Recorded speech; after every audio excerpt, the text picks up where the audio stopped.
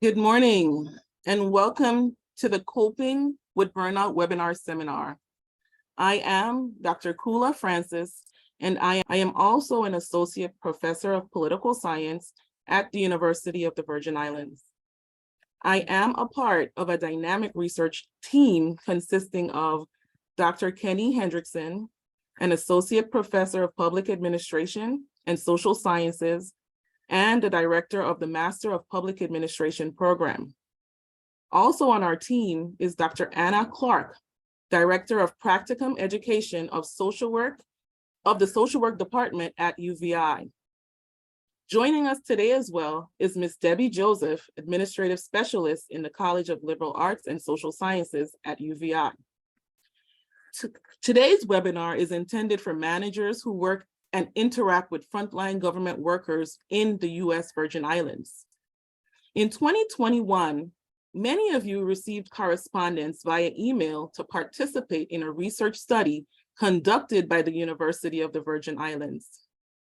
The purpose of this study was to determine if burnout affected your organization, specifically employees, following Hurricanes Irma and Maria, and also during COVID-19. Our study defined frontline government workers as public sector personnel who directly have roles in providing to the needs of citizens through public service. In total, 9 agencies and organizations of the Virgin Islands government participated, namely Schneider Regional Medical Center, Governor Wang F. Louis Hospital and Medical Center, Virgin Islands Bureau of Motor Vehicles, VI Department of Planning and Natural Resources, Virgin Islands Department of Licensing and Consumer Affairs, Virgin Islands Fire Service, Virgin Islands Police Department, Virgin Islands Territorial Emergency Management Agency, and the Virgin Islands Department of Human Services. Based on your responses, our study found that the compounding and cascading disasters, worker shortages, and the remote location of the U.S. Virgin Islands caused additional stress on employees.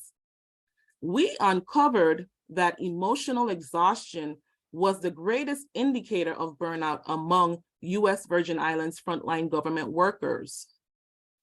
With our statistical findings received, our team found it necessary to create appropriate mechanisms to tackle burnout locally. Our research also uncovered high levels of personal accomplishments and compassion satisfaction among frontline government workers in the U.S. Virgin Islands. This was an excellent find because it meant that despite a difficult work environment due to Hurricanes Irma, Maria, and COVID-19, employees were willing to exceed their work obligations in the name of helping others. Nationally, the literature suggests that burnout is not necessarily a solvable problem, but rather an issue that has to be managed. This is done primarily through the improvement of an individual's coping skills. Our research team applied and was approved for a continuation grant from the Natural Hazard Center at the University of Colorado, Boulder, which was supported through the CDC. We have done extensive work to uncover what best practices will ensure that Virgin Islands employees are able to appropriately cope and address burnout. As managers, it is essential that signs of burnout are recognized and that you understand how to handle these situations. Today, we have 4 outstanding experts who were specifically selected because of their authority in their fields. I am certain that you will leave today's webinar with a greater level of insight and perspective on not only how to better handle your own stress, but also how to improve the outlook and perspective of employees whom you manage. During our presentations, Please feel free to use the chat feature to ask questions or to share your comments. We will get to as many questions as we can during the questions segment. We will also add a feedback link into the chat box after each presentation. We ask that you participate at the conclusion of each session. At this time, I will turn the floor over to Dr. Anna Clark, who will introduce our first session and speaker. Dr. Clark. Good morning, everyone. Think about it. Within the last 5 years or so, we've basically been through the ringer, right? We've all had to deal with circumstances that have left us basically stressed out, overburdened, drained, and just plain out tired. Well, despite our best efforts, we have to manage symptoms of burnout. And we have to do so while encountering our most vulnerable populations here in the territory. And while we do that, we must be mindful that our interactions with just ordinary people every day must be positive ones, despite what we ourselves are feeling. So our first session brings attention to this issue. The first topic is burnout, prevention and recovery strategies, understanding the importance of self-care and management skills. This morning, we are happy to have Dr. Latasha Joseph Edwards with us. She's one of our own here at UVI. Dr. Latasha Joseph Edwards is the Community Engagement Manager at UVCEL. UVCEL stands for the University of the Virgin Islands Center for Excellence in Leadership and Learning, Center for the Study of Spirituality and Professionalism. Dr. Edwards holds a doctorate and a master's degree in counselor education from the University of Central Florida and a bachelor's degree in psychology from the University of the Virgin Islands. She has held positions as a program specialist with the Parent and Family Engagement Office, lead college and career counselor, local high school counselor with Orange County Public Schools, and a substance abuse counselor in Orlando, Florida. Through all her experiences, she delights in having the opportunity to help the community and do so by reaching their full potentials, by assisting them in creating pathways to their academic, social, and emotional and/or post-secondary goals. In 2021, she returned to the territory to assume an administrative position with the Virgin Islands government on the island of St. Croix. She provided support to at-risk youth and young adults through academic and career programs. Dr. Edwards is grateful to have this opportunity to help educate other minds, just as others have helped her. We are certainly happy to have Dr. Edwards here with us today. Ladies and gentlemen, I give you Dr. Latasha Edwards. Hi, good morning, everyone. Thank you so much, Dr. Clark, Dr. Francis, and Dr. Hendrickson for the opportunity to share this morning.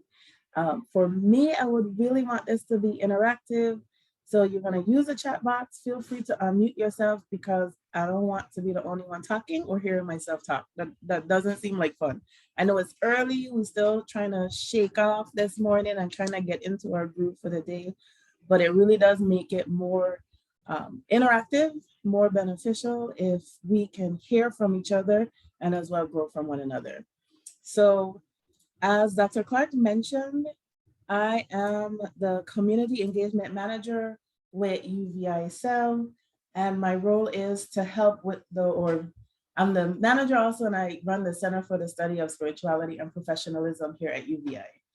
And one of the things that is very essential is being a manager and understanding what that means. It's in my title, I'm sure it's in yours as well, but I would like if everybody could either unmute or share in the chat what words come to mind when you hear the word manager.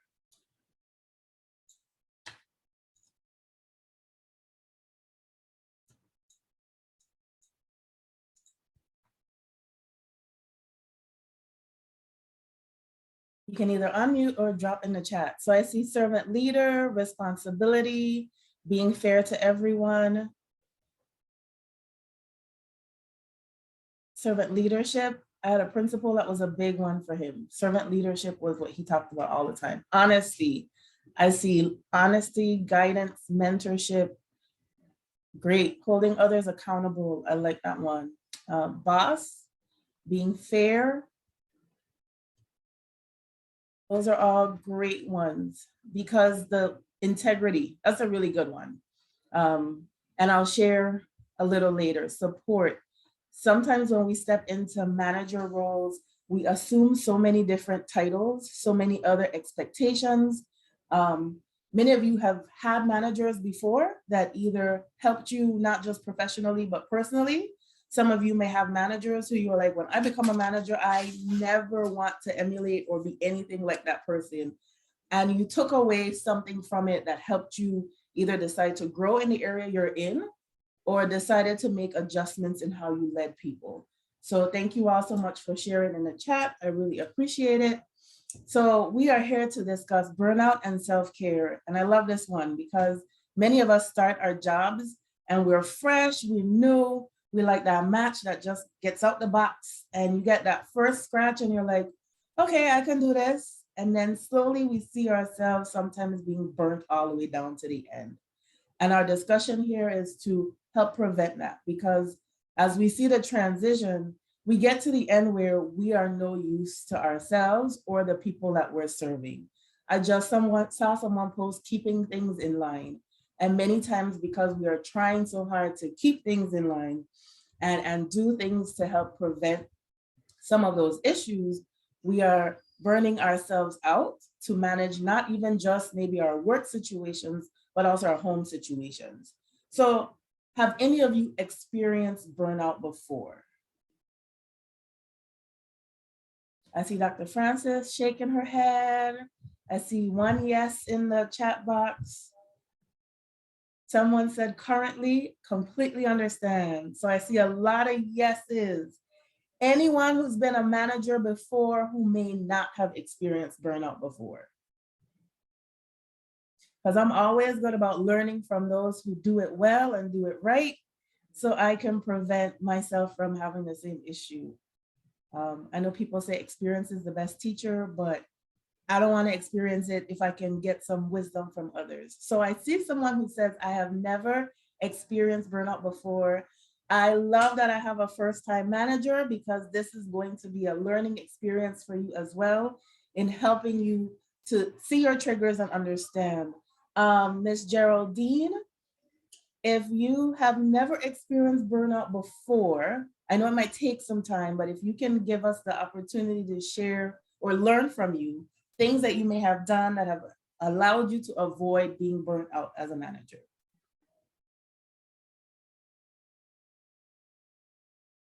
And then for our new managers, all those other things that people have mentioned that require them to be in the position they are in or what they're expecting, or maybe even what people have come to them with.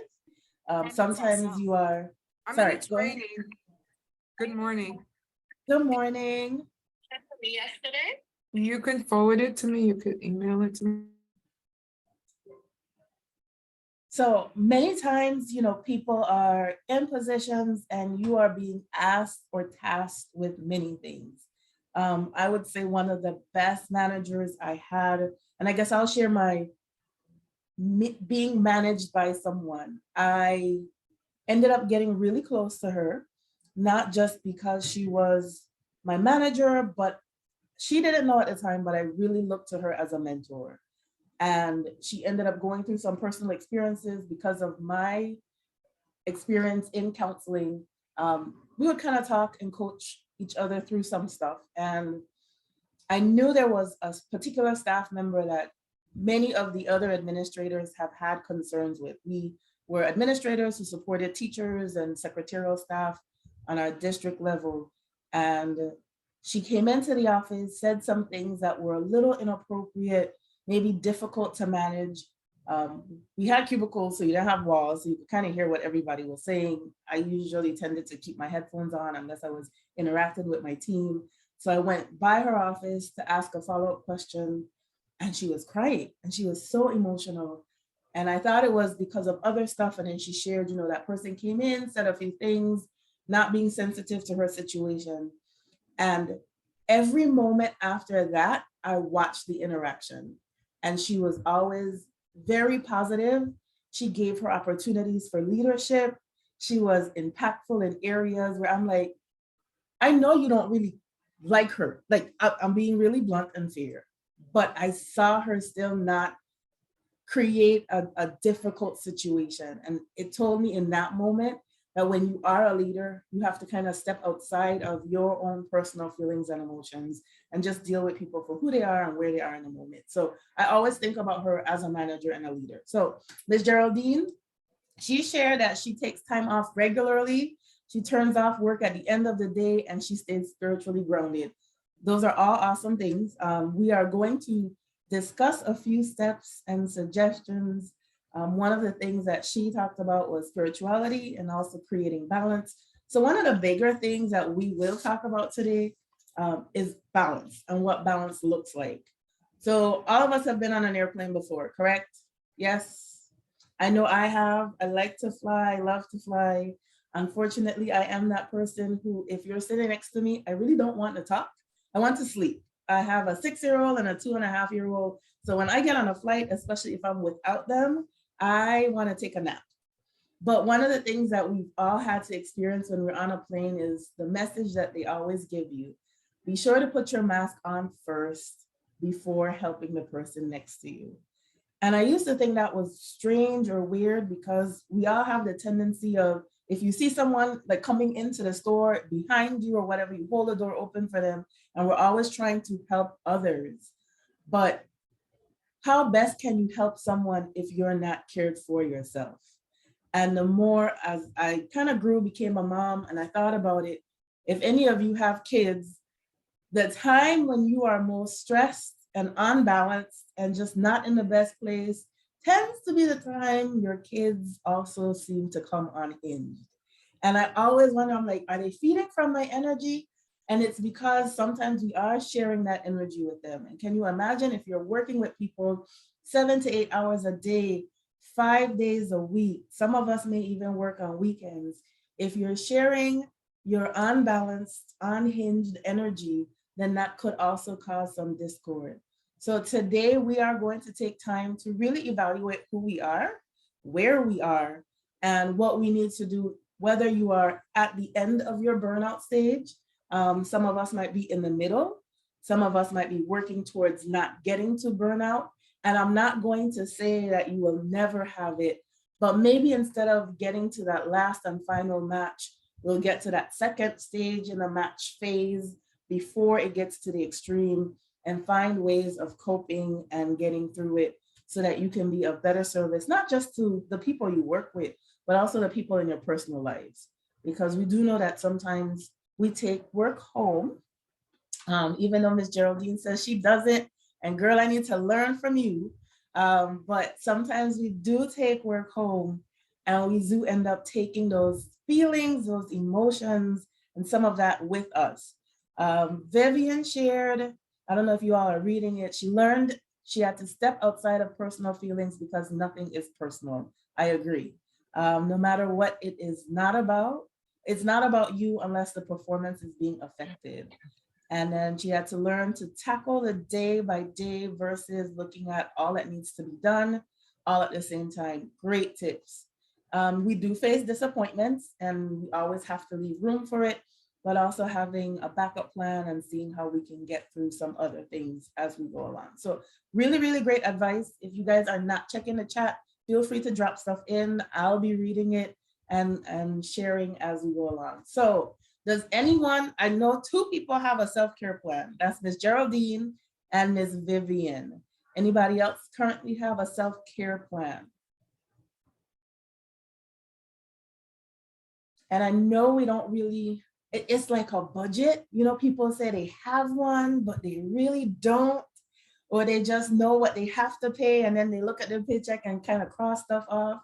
But having a self-care plan is essential. As a mental health counselor, when I started my program, that was one of the first things they had us do.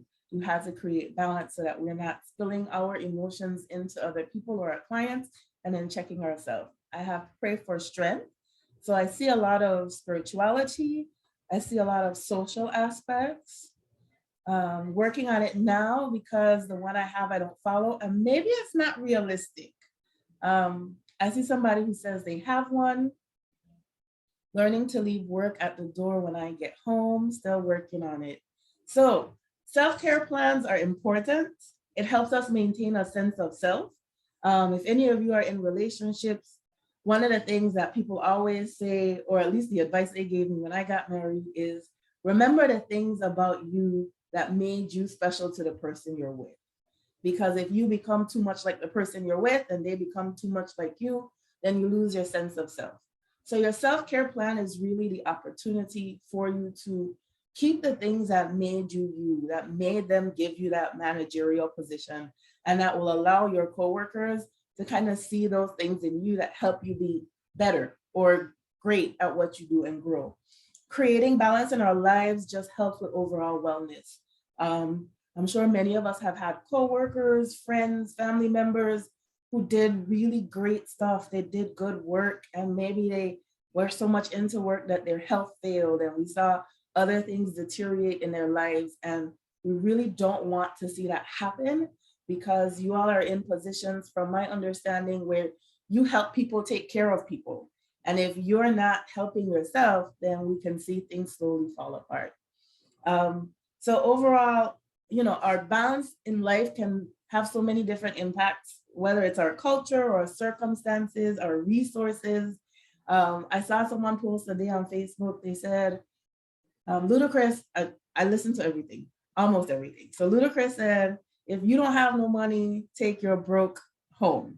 And that person said, I've been home ever since. But, we can find things, on island or things around where we can find time to be sociable, take care of ourselves, even if we have limited resources. All right, so I work for the Center for the Study of Spirituality. I tell people it's not a center, it's like me, because I am the person that is the center, which it is what it is. I love what I do. I love how we support. I'm in the middle of planning 3 projects. We have our Taino tribe that's on island, and we want to, with this being VI History Month, bring awareness to the community about what it takes to be a part of the tribe and share stories. So I'm making a shameless plug. That is on March 16th. And then on March 21st, we are planning a marijuana forum just to have the discussions about this legislation that has been signed, what questions people may have. We're working on inviting people and just sharing that with the community. And also in the middle of planning our revamped version of Man Up, we're calling Level Up, only rolling it out on St. Croix. It was a little complicated to get dates and stuff figured out. So I have a lot going on.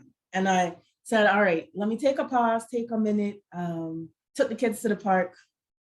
That was a lot, but I had to realize that weekends are their time. It's time for us all to be together. They're at 2 different locations. I'm at a different location, and it just tends to be a lot. So how can we get together and make those moments? So when I think about overall wellness, we are multi-dimensional people. I heard some people say they pray. I saw a garden, take deep breaths. Some of us may focus on our spirituality when we're burnt out. Maybe our social aspects, they want to get together with friends or hang out, especially when we're feeling like down in the dumps or a little on a moody side. Getting out and finding people to connect with or share our stories with, or always being around good managers, give you good feedback about what you could be doing or give you ideas about what you could share or do differently. I love this one. Somebody said, I love me and had to realize that I have a life and family outside of work.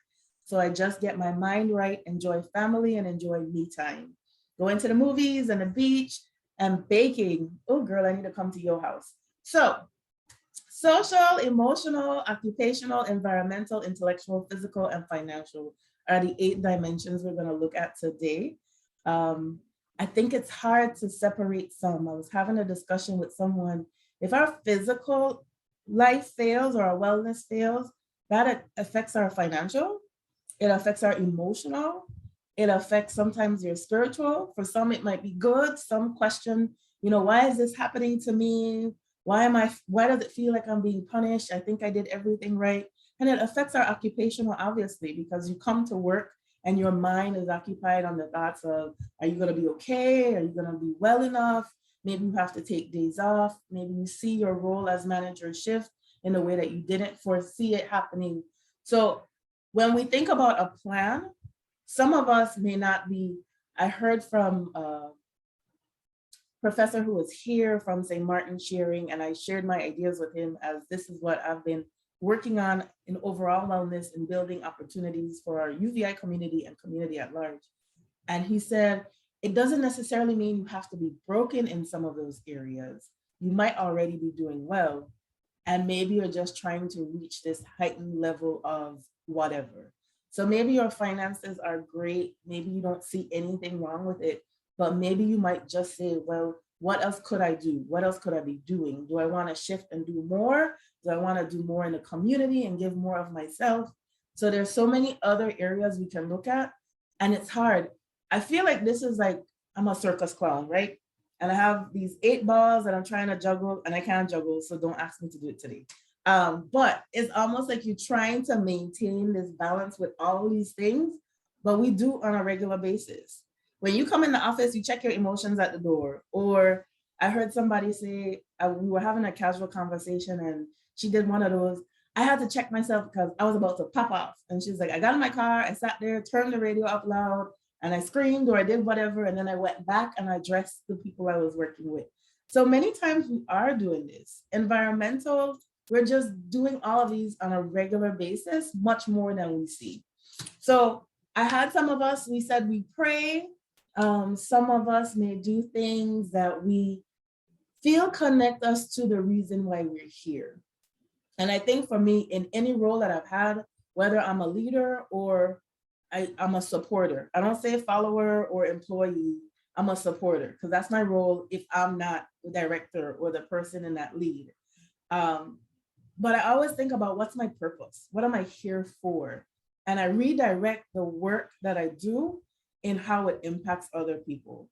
So for example, I'm working on creating Level Up. And if any of you have heard of Man Up before, when I started it, and what people have repeatedly asked is, what do you want to do? What do you want to see happen? And I always said, I want to see that our students have opportunities, whether it's on island or off island, just that they know that they have more to do in life than graduate from high school and sit on the couch. And we have some who will, and we have some who don't.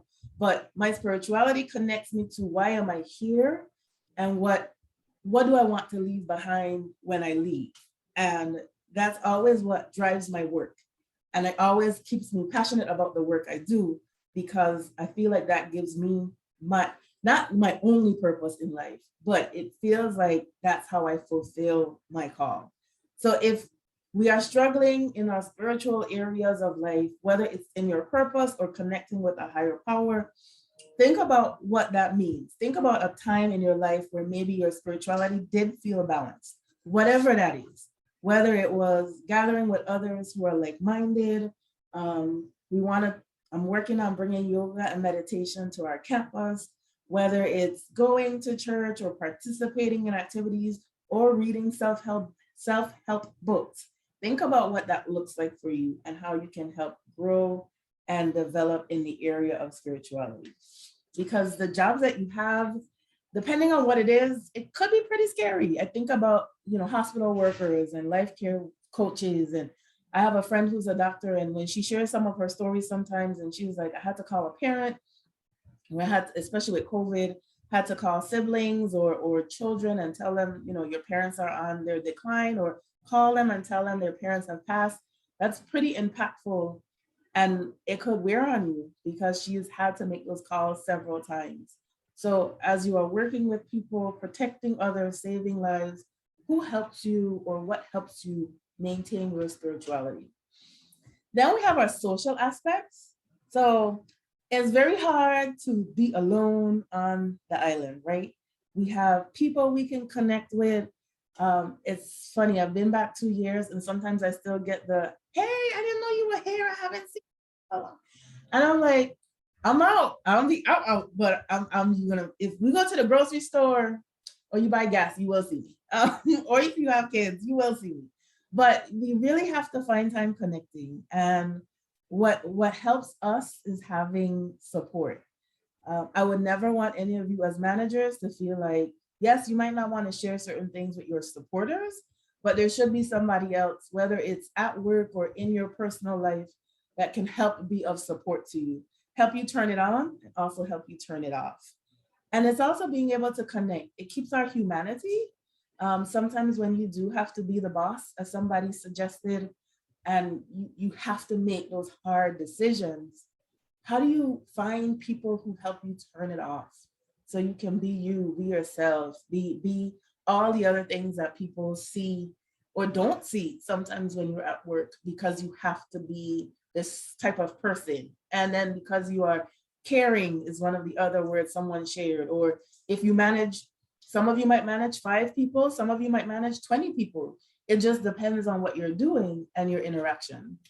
Then I like the emotional aspects. So if you've had this before, and it might not be you, it might be a friend.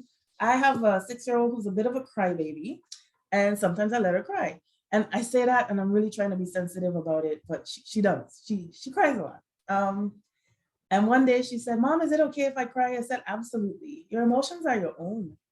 It's the way we express ourselves." One day she said, "Is that what happens because you drink a lot of water and you have to get it all out and you just cry?" And I said, "That's not quite it, but I'll let you go with that," because she's trying to figure it out. She's trying to understand.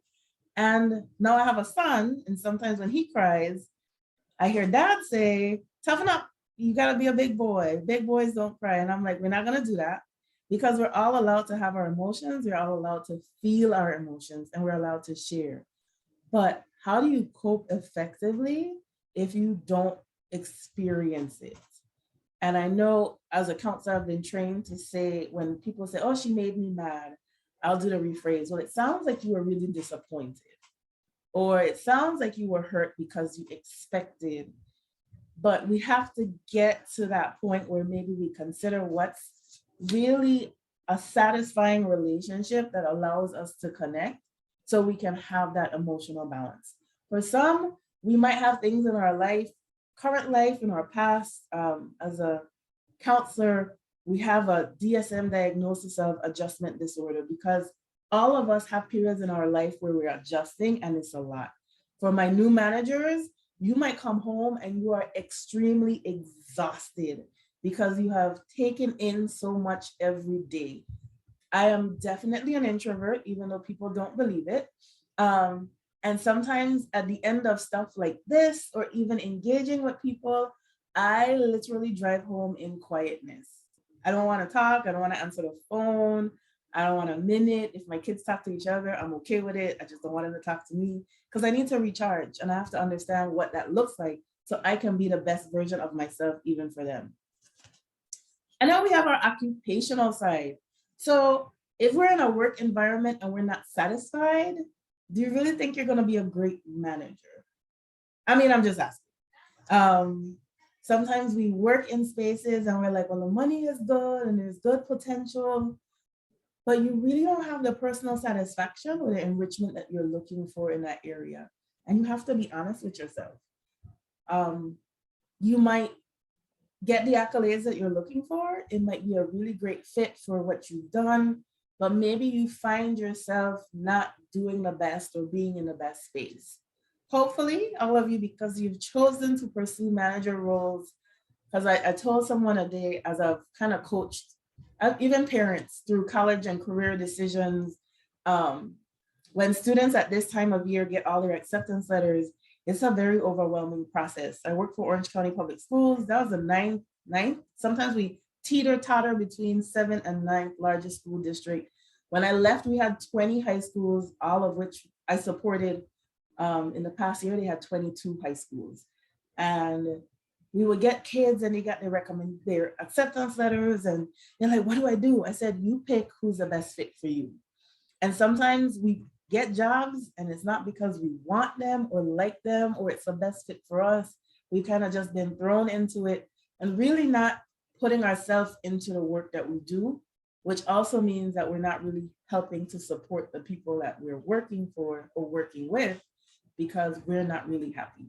So I don't want you to give up your job and turn in resignation letters, but find a space or something that enriches the work you do. So the Center for the Study of Spirituality and Professionalism was something that President Hall created because of his previous work as a lawyer and his ties to religion and understanding how religion or spirituality helps support people in the work that they did. And this is close to his heart. Hopefully I don't mess it up. But it is something that he really is passionate about. So he kept elements of what he liked or loved or felt passionate about, even as he transitioned to the role as the president of the university. So environment is a big one. We don't always think about it. Anybody here is an Oprah fan or have watched before? I don't expect the men to tell me yes, but there might be some ladies online who have watched Oprah, like watching Oprah still when she does her specials. Yes, Miss Geraldine for the win. She always is responding, yes. So many years ago, as a kid, my mom, grandparents, they would watch Oprah show, you know, when she would go through her fat, large, skinny phases, whatever. Oh, I said that wrong. She said fat, so we'll go with that. I like to say, you know, portly. But when she went through her phases, one of the things I remember she said in one of her interviews, there you go, you get a car. I've always wanted to be in her show where she's like, you get a car, but wasn't old enough to travel or get a car. So one of the things I loved, and I always remember this, and of course, Oprah has not had a show in years. So this just tells you how long ago it was. I remember she was sitting with somebody on a panel or she was being interviewed and she said, whenever I feel like I'm disorganized in my life, I clean my house. I clean my space. I create some function in my dysfunction because the clarity in my space gives me clarity in my mind so I can think. And many times we don't realize that sometimes our environment, whether we need something that stimulates our thoughts or stimulates our mind or create pieces that remind ourselves of certain things. Like if you walked into my office right now, and these are pieces, some I brought from St. Croix when I was in the States, and then some I brought back with me. I have two sayings that are on my wall. One that says, life isn't always about waiting for the storm to pass. It's about learning to dance in the rain. And anytime I need a minute or I pause and I kind of look up and look around, there are things that remind me of coming back to where I am, or how do I refocus myself? The other one I have is always see the world as a wonderful string of what ifs. And many times, you know, we joke about the half full, half empty, but when you see the world as half full, then it kind of creates a space of intellectual creativity. And as a manager, people come to you looking for ideas all the time. They want you to do something new. Sometimes it's not even about work.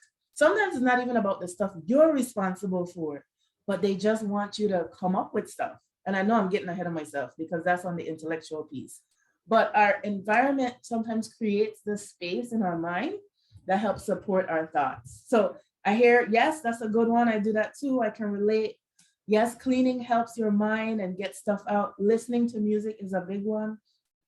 I usually like listening to something when I'm in my office, or even just playing a book or something that's more self-help or something that helps me get refocused or helps with my creativity. So if I'm working on a plan, I like to leave my office and I'll go walk outside and I'll go see some students that I taught last semester, because I taught briefly with the lovely folks who are hosting this training for you all today.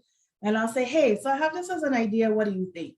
And one of the things I remembered, teachers complain. If y'all didn't know, they do. But I'll talk about K through 12, not college professors, they're great. But they do complain, and they would always say stuff like, those people at the district, they forget what it's like being at the schools, or they forget what it's like with what we have to deal with every day. So I've always reminded myself to not be so far away from the work and the people that we serve, but always trying to stay connected and stay in touch. So I see people talking about the ocean is their peace. Just, life is tough, but be who you are. Or, it says, so are you. So just find stuff sometimes that brings us back. I have a picture of the boardwalk on my desk, and I always kept it in my office, even as a school counselor. And that's how my VI kids would find me. They'll be like, I know where that is. And I'm like, do you now?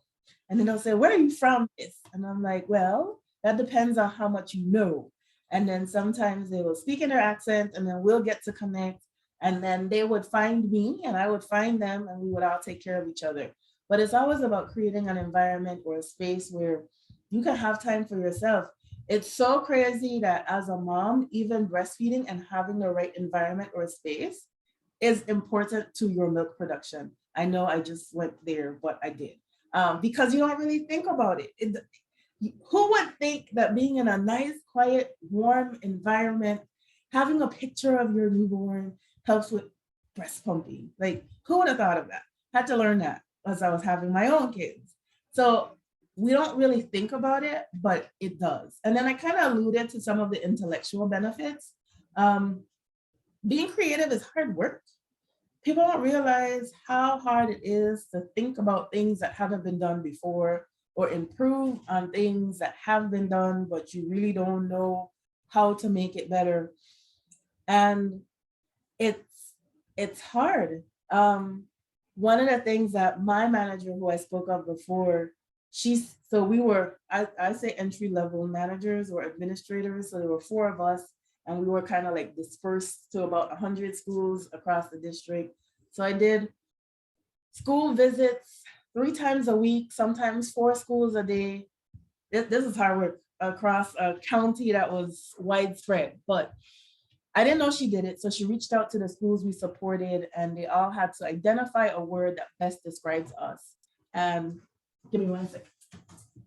I don't know if you can see it because I'm about to. So she gave us all this plaque that had words on it of what our people said about us. And I thought this was so powerful. Like, we never knew who said what. We didn't even know who responded. But for me, it always drives my work. So one of the things that somebody put here was open-minded. And you have to have an open mind when you're trying to work with others and create and just be intellectual. I have a whiteboard in my office too. And my director came in one day from St. Thomas, and she was like, this would give me a headache. And I said, that's how I think. Everything was on my whiteboard. Dates, who I needed to contact, who was there, who wasn't there. One of the other ladies across the hall, she was like, that's the teacher in you. And I was like, I can't help it. Right now, if you walk in, all the projects that I'm working on are on the board and stuff I still need to do. And it just helps create that mind process. And I like water. So again, this might be TMI, but in the mornings, even just the sound of the shower, and I spend way too much time in the bathroom. But it helps create some type of thought and clarity and just giving you that space. And of course, that's early in the morning. Sometimes I lay in bed, sometimes it's late at night when the house is really quiet.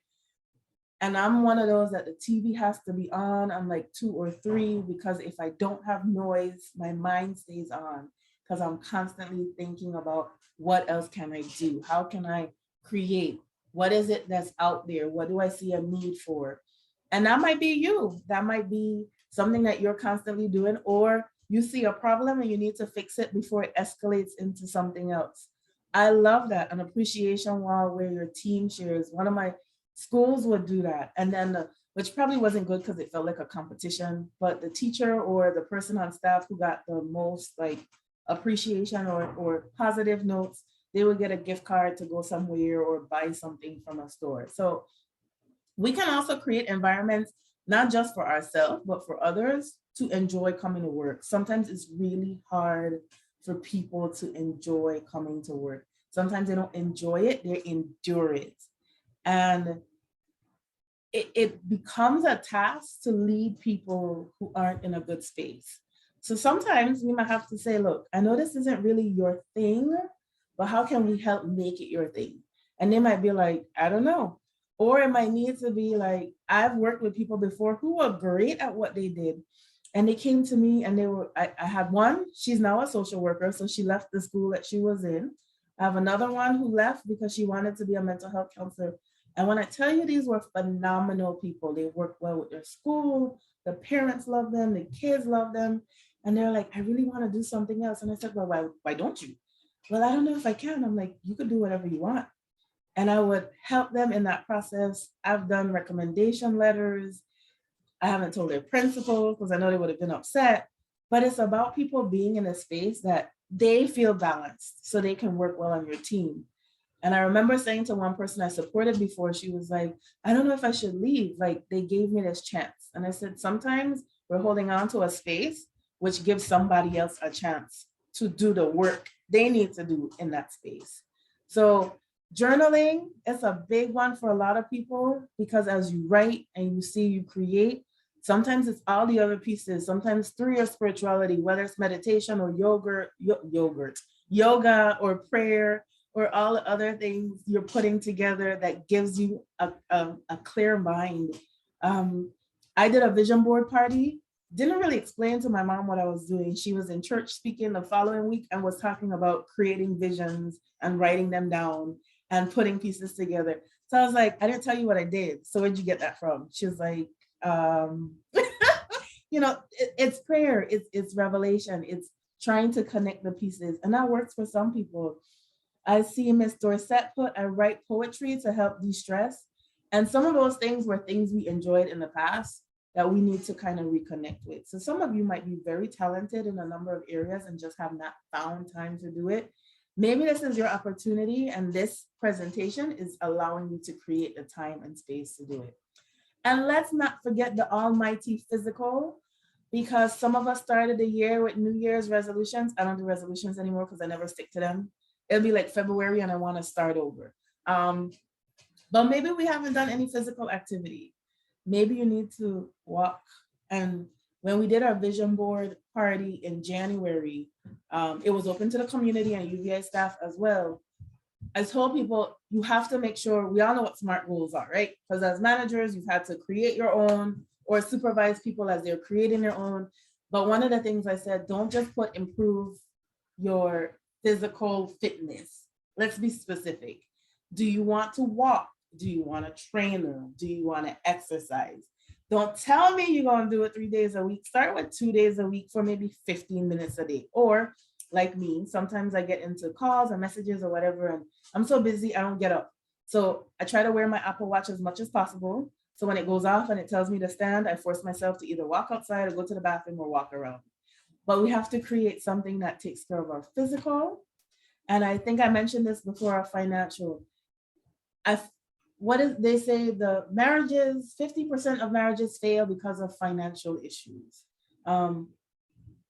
Whether it's true or not, I think sometimes we feel the stress of finances in our own life. So if you are currently satisfied, thank you, I commend you, please be my mentor. If you are unhappy and then need to seek options, there are a lot of opportunities. I met Mr. Lowe, who's in St. Thomas, who's a financial advisor. And there are people in our community that can help. I know I was a part of a church, they did Dave Ramsey workshops and trainings for people. And sometimes we just need somebody else with a fresh pair of eyes to look at what we haven't been looking at. I heard somebody say I watch a lot of TV. So someone said, you say you don't have any money, but of course they were referring to Starbucks. You buy $10 lattes every day. So is that something you could make adjustments or changes on to be more maybe financially secure? And maybe that might be what's causing your stressor. It's not necessarily work, but it might be other opportunities that you're looking for. And because you're doing so much more, you're finding the stress coming into your job or how you support others. So my question would be, is there room for improvement? I think we all can find at least one area that we might need to work on that we know for sure is causing some of our stress and needs to be our opportunities to maybe de-stress or create some balance. Like I said before, when we started, it's our airplane scenario. How can we best serve others is by first taking care of ourselves. And you will find that as you create your own plans, and even if you start with one today, one that tends to be the one that you've forgotten the most. Maybe it's social. Maybe you've gotten this job and you've been so tired that on weekends you haven't been hanging out with friends, or you just haven't been doing anything for yourself. Then maybe that would be a great way to start. Ms. Newton says Mr. Lowe is an awesome person and financial advisor. Yes, he is definitely an awesome person, very open, working together on some other projects. So I would recommend finding somebody who understands you, who gets you. There are always sitcoms and TV shows where somebody has a financial advisor and they can't spend any money. Living Single popped into mind when Kyle became the financial advisor for Khadijah so she could save money for her business. And he's like, you can't buy that, you can't buy that. And you bought real popcorn? You need to buy the popcorn you pop in the pot. Like, if that's not who works for you, they don't get you, then don't hire them. Find somebody who can help you that you can see take you where you need to go. And if it's other areas of your life, find a space that works for you. Yes, Ms. Martin, I agree. There's always room for improvement. Is rest and recovery not better than hanging out with your friends? And it depends on the person. So I will never say it's not. I am a rest and recovery person all day, every day. But I will also say that I've just bought tickets to go see Beyonce in Miami. So I'm gonna find time to hang out with my friends. Don't laugh at me. We had to come up with a budget because mama was not gonna spend $800. I got 2 kids. And my husband was not going to be okay with me spending $800 to go see her. And clearly, she's not coming to St. Croix. So that's a plane ticket and all this other stuff. But it's also finding time to reconnect with people and not being in the roles that we're always in. So for me, all my personal business out there. So we recently planned our Disney trip for the kids in the summer. And I kept telling my husband, even though he is pro-family. When you see him out in the streets, we usually not with him because he goes when everybody else is asleep. And I tell him this all the time. He was like, that's so harsh. And I'm like, but it's true, because he does the same thing. He finds time to recharge and get ideas, and he travels and he's a promoter and he does other events and he works in the restaurant industry. So for him, that's important to still have that connection. But when it's family time, it's family time. So we planned our Disney trip and I said, you do realize this is not a vacation for me, right? And he did, what do you mean? Where with the kids? And I said, that's not vacation, sweetheart. That is, the kids have a trip. This is about what they want to do. That is not about mom and dad having vacation time. And I was like, no worries, because I'm planning my own trip. But it's also finding that balance of who you spend time with, when you spend time, what we do, how we take care of ourselves and take care of each other and reconnect. So this is one of my, second to last slide. Why does any of this matter? And our district always did book studies, and the leaders and managers did book studies. So in our monthly meetings, we would always get together, and it was one of the book studies that we did was Start With Why by Simon Sinek. And he also has The Infinite Leader. We've read that one too. But in the cover for the book, it says there are leaders and there are those who lead. Leaders hold a position of power or influence. Those who lead inspire us. Whether individuals or organizations, we follow those who lead not because we have to, but because we want to. We follow those who lead not for them, but for ourselves. And this is important because many times we don't always see it, but we should become leaders that people want to be. And also because you may create that inspiration or something for someone else. So in all of this, what are we doing at the end of the day? We are showing up for ourselves, first of all, and in how we take care of ourselves and how we support others. So I'm going to play, hopefully you guys can hear. Can you hear?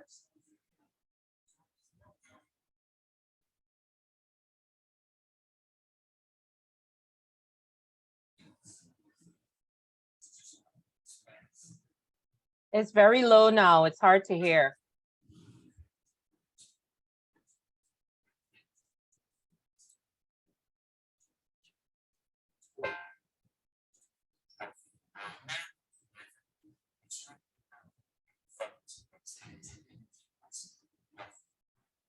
So as much as possible, if you can,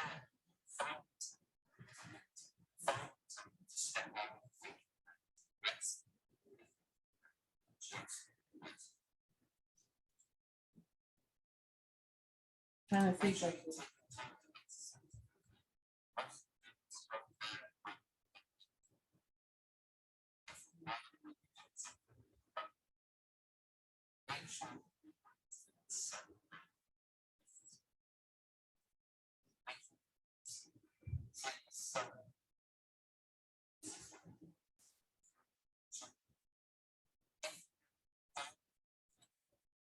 All right, I'm pausing. Let me make sure my audio is okay. All right, I hit share sound. Then you're going to compromise all kind of different aspects of your health. Eating's going to be difficult for all of us, and we may not get everything that we want, but continuing to eat as healthily as you can is going to be a really important part of staying healthy and well. And then finally, finding a sense of play in your life. In the middle of a global pandemic where so many people are suffering, and maybe people really, really close to you are suffering as well, play and a sense of joy can feel so far removed and perhaps even unnecessary in our life. But if we can find even a couple of moments in the day where we smile, maybe even laugh, find something that brings us a sense of joy, that has a very real impact, not just on our mind, but also on our body. So just making sure that you're looking after yourself. Remember, it's not selfish. It's not just for you. It also benefits the people around you as well. All right, so on that note, I thank you so much for humoring me this morning. I hope there is something that you can take away from our time today. And if you have any questions, drop them in the chat and we will be sure to discuss them. All right, thank you, Dr. Edwards, for an awesome presentation. There are so many things that we could take away from, or that we will take away from your presentation. I know for me, I mean, there's so many things I know I'm going to start working on improving my self-care plan, because of course, like you discussed, you may have one, but is it really something that you think about? It's just there that you may think about it once in a while, but it's not something that you actually put forward on a regular basis. So that's definitely something that I will work on. And I also really enjoyed the fact that you said that it's important to find time and space. You know, I think that it's something that we really need to work on. I see that we have a commenter or someone has their hand up. I'm going to let you guys go ahead and give your perspective, give your opinions, ask your questions. The floor is yours.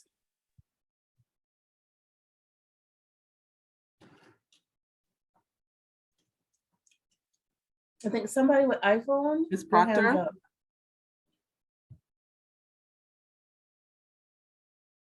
Okay, anyone else? There's someone with their hand raised that just says iPhone. There's no name. Yes. She's been identified. She's Ms. Proctor, but I'm assuming that your phone is still muted. Okay, well, we can go on to another. Anyone else have another comment that you'd like to share? Perspective, opinions?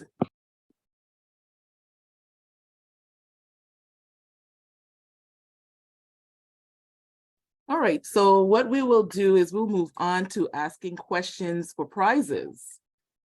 So I am going to ask a question, and the first person to answer in the chat has the opportunity to win a prize. All right, so get your fingers ready. Hope you are paying attention to Dr. Edwards. Now, what is her title at her current position? Very easy question. She's mentioned it at least 3 times. First one in the chat wins a prize.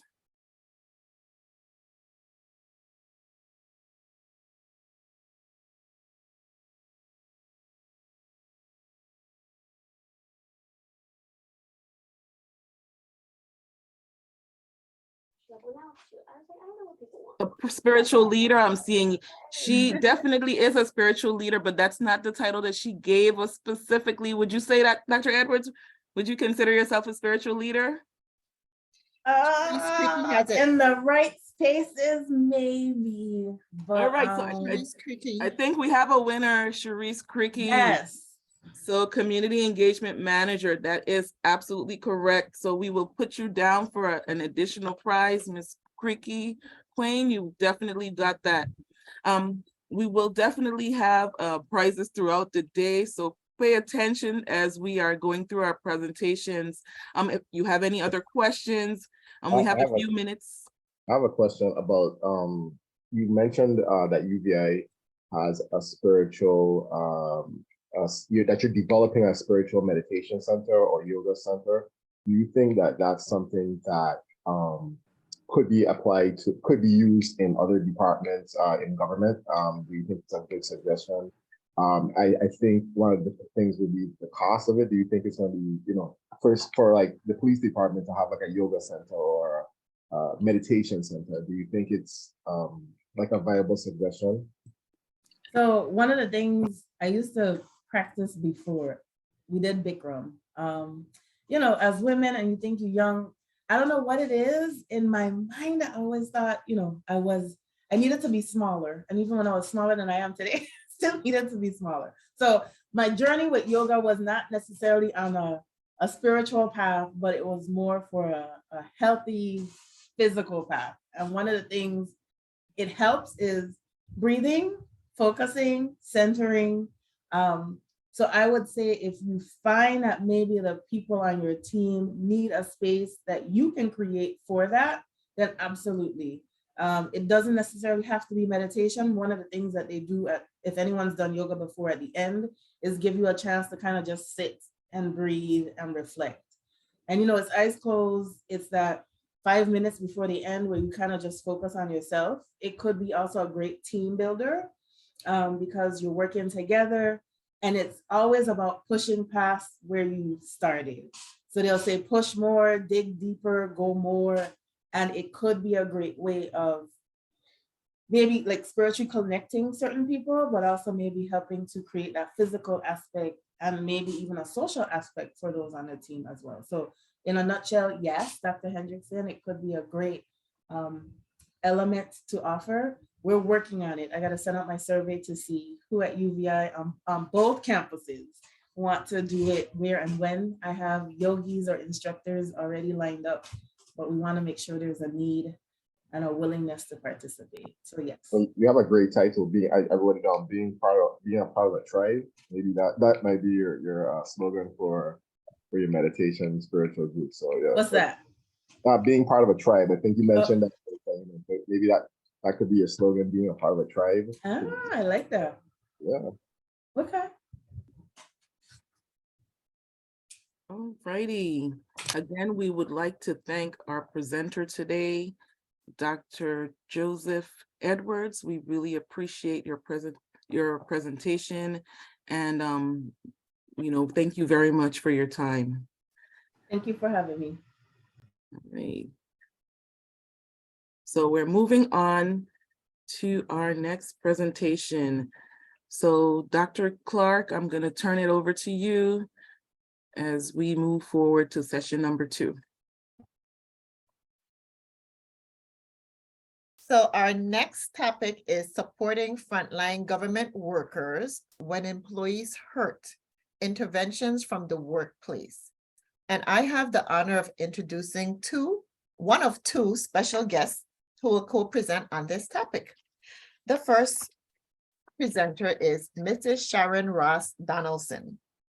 Mrs. Ross Donaldson is a licensed clinical social worker who serves as the CEO, president at the Center for Health Equity, Inc., where she oversees all operations of the Center for Health Equity. She is the project director and principal investigator of the Gadsden County Federal Healthy Start Project. She oversees the activities of the Brother to Brother Project and has clinical oversight of the Center for Health Equity. She has worked extensively in the areas of maternal and child health, behavioral health, racial disparity in health outcomes with an emphasis on community-based health networks and models that address inequities found in health, mental health, policies, systems, communities, schools, and at the individual level. She has over 30 years of experience in the field of health and human services, including program administration, operating businesses, training and curriculum development, program planning, development and implementation, research, evaluation and data collection, community organization, understanding of multi-level systems, clinical supervision, mentoring, and motivating people. She is a national trainer for child-parent psychotherapy. She is a rostered child-parent psychotherapist, trained in moving beyond depression, eye movement desensitization and reprocessing specialist, EMDR, infant mental health, and is a certified mental health first aid national trainer. She is an adjunct professor at Florida State University, the College of Social Work, and her teaching has focused on child welfare practice and seminar practicum field experience. She has served as a national peer reviewer for the Council on Accreditation, Prevent Child Abuse America, Healthy Families America, a Hague evaluator, and a reviewer for the United States Marine Corps. That's a whole lot. The second half of this dynamic duo is Ms. Katrina J. Boone. Ms. Boone serves as the Director of Field Education at Florida State University in the College of Social Work. She is responsible for managing the field education program. Ms. Boone develops and facilitates field planning and field educator training to prepare students and community partners for the internship experience. She works hard to develop and maintain robust internship experiences for the next generation of social workers. Her training encompasses self-care, identifying areas around burnout, and how to identify and address burnout. In addition, she also serves as president of the Florida Field Directors Consortium and chair of the BPD Field Committee. Ms. Boone is passionate about social work, education, and strives to build a bridge between academia and community partners. Welcome to both Mrs. Ross Donaldson and Ms. Boone.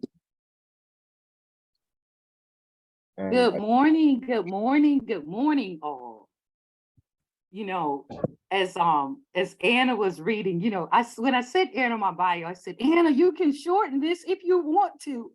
But as she was reading it, and as I thought about the topic in terms of workplace and how sometimes it is very difficult and how it can hurt on the job. As she was reading all of that, I was going, oh my God, that is a bunch of stuff that is going on here. Maybe, you know, I need to breathe all of this stuff in.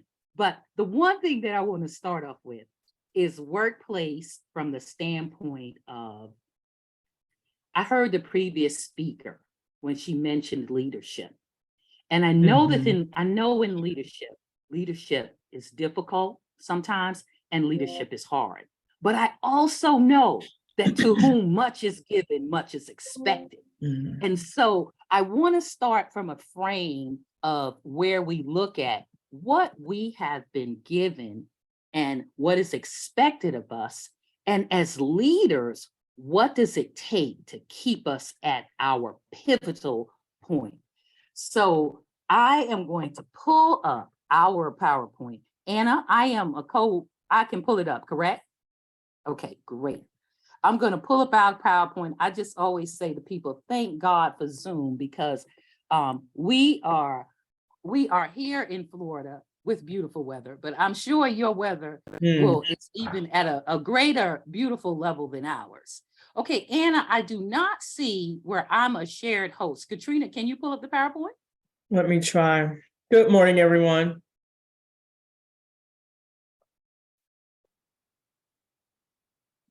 Oh, I found it, Katrina. Yes. Okay.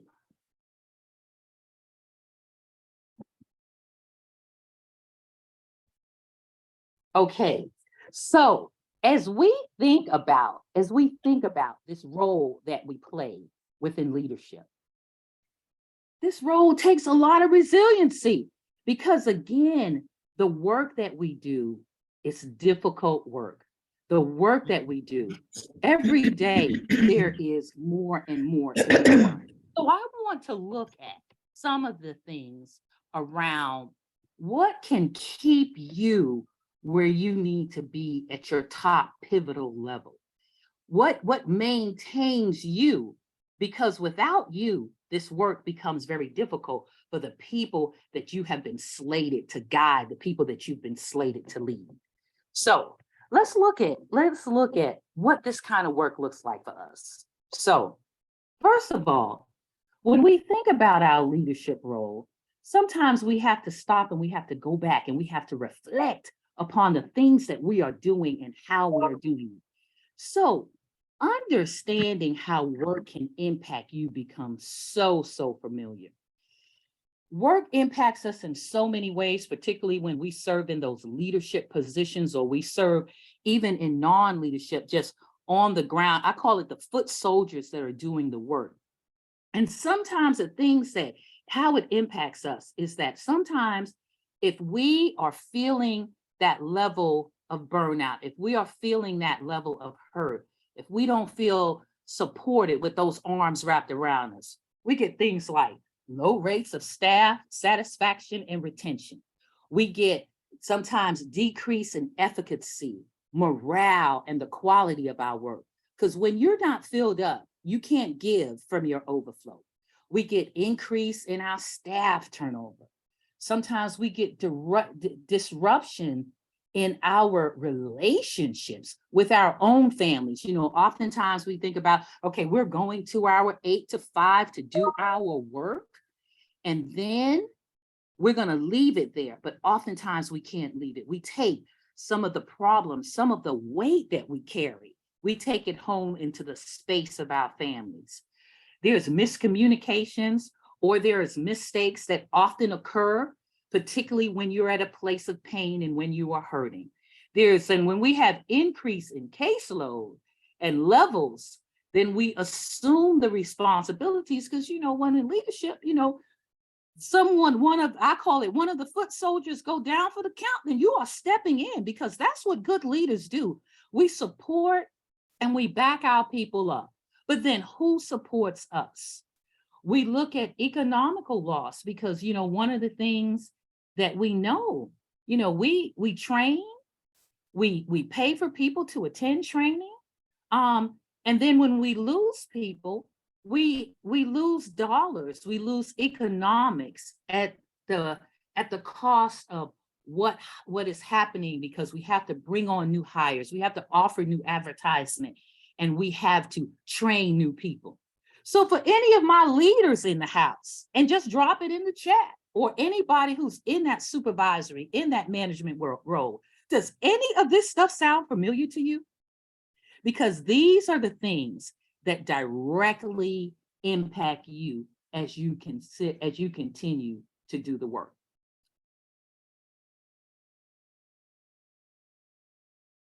So one of the things that becomes really important as we do the work, and you know, I always say within leadership, we sometimes do not practice what we preach. We may encourage others to do things, but we don't practice what we preach. Oftentimes we forget to pay attention to the warning signs, because the one thing about this body that we have all been blessed with is it gives us the signs, whether we like it or not, as to when we have reached our max, when it is becoming too much. So paying attention to your body and understanding your symptoms will help you to make the decision that you have to make for yourself that is necessary for you to take care of yourself before things get out of hand. So here is a little visual that I just want you all to take an opportunity to look at. Here's the visual that talks about looking at your warning signs. I want you all just to take a minute and consider when your stress level is in the green zone, and then when it goes into the yellow zone. And now think about when you're in your red zone, when you're doing the work, when it's getting overwhelming. How do you know? How do you know? How do you stop for those moments to know when you are completely overloaded? I can tell you now, when you're in the red zone, you are in overload capacity.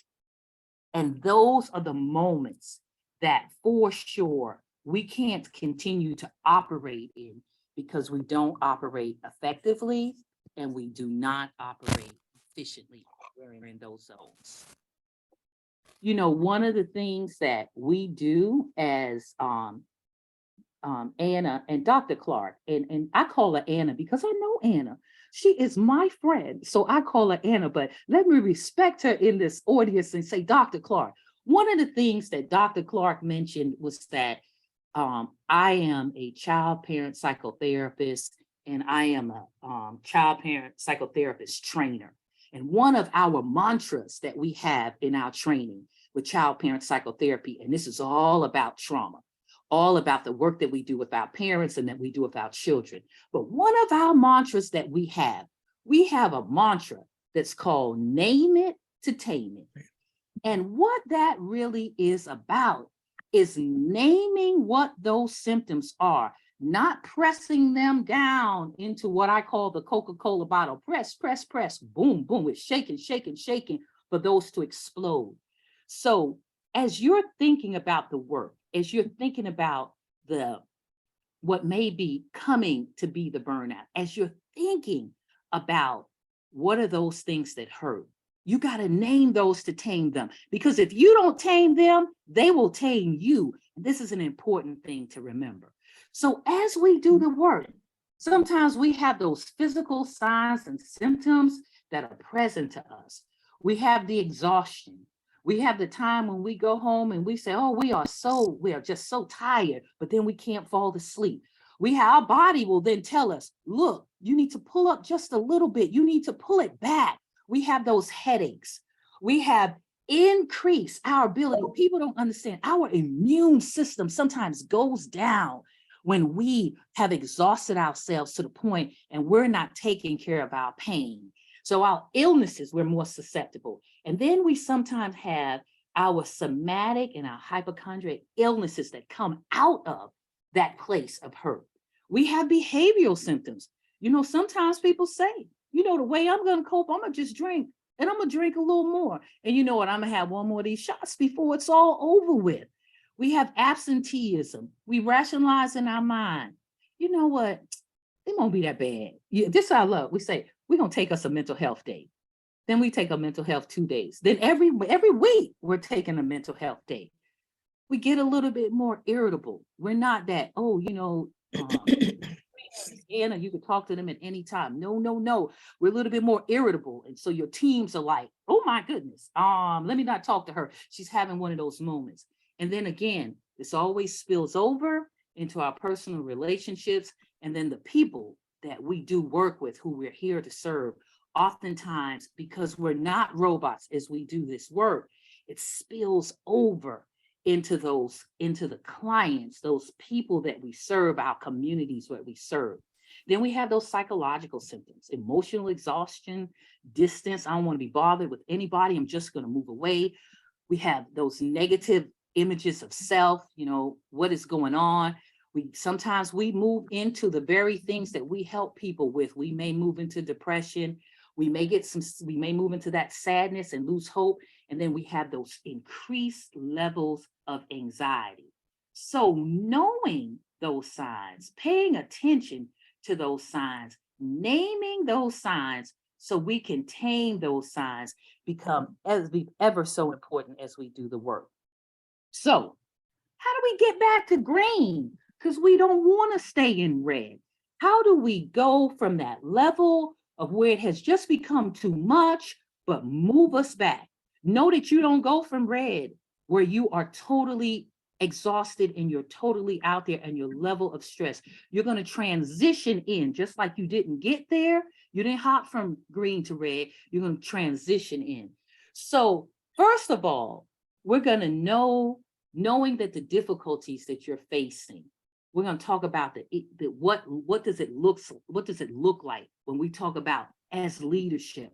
What is the resiliency that we have to have? What is the resiliency that we have to possess these skills in order for us to continue to be those role models, to be the leaders of our teams that we lead. Resiliency is a skill. Sometimes it's learned when you're a child, because many of our children, of many of our families that we serve, just because of their environments, they have had to be resilient. The one thing that I love about the little kids that we serve and all of the work that we do is they are bouncers backers. And we can be those same people as adults. If you didn't learn it as a child, you can learn it as an adult. So now I'm going to turn this over to my partner, Miss Katrina Boone, who is here with me to talk about what those characteristics of resiliency looks like. And we're going to tie that into what are these characteristics that's so important that leaders must possess, must adopt, or must figure out how do you transition this into your way of thinking so that you remain healthy as you do this work.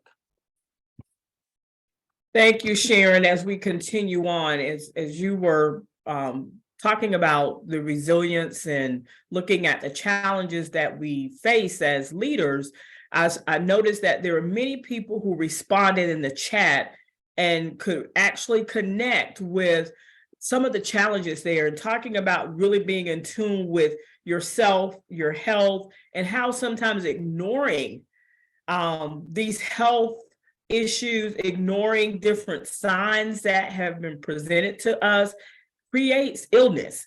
Someone had put in that they ignored it. It was a period of time where they were out for 6 weeks. And these are the kinds of things that we really have to be really aware of if we're going to make sure that we can remain whole, because when we are lacking in certain areas of health, stress is overloading us, it does spill out in so many different ways. So one of the things that we want to look at when we talk about resilience is the fact that, and Sharon spoke to it in regards to children. Children are really resilient, and that's how we need to be in these roles that we're serving in. We want to be able to look at what the positive side of what we're doing in a situation, particularly during a crisis. They are good to hear, good to have around because of the optimism. We have to be optimistic about where we are and what we're doing. It's going to be really important that we realize the need to have a very strong social support system, and that we surround ourselves with very supportive people in our lives.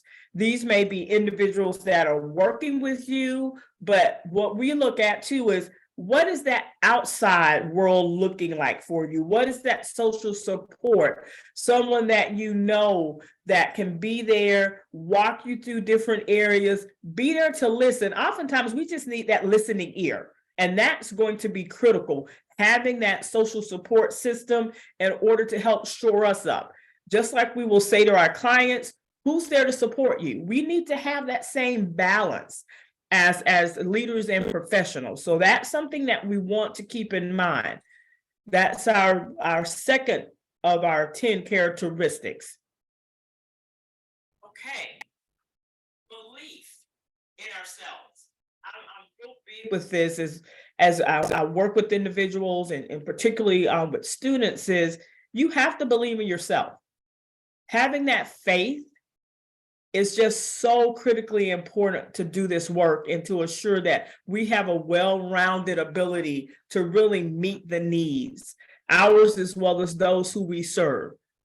There should always be some curiosity about situations and focus on the new possibilities. Possibilities are great. You know, it kind of leads me to that movie that Queen Latifah played in, and she had that book of possibilities.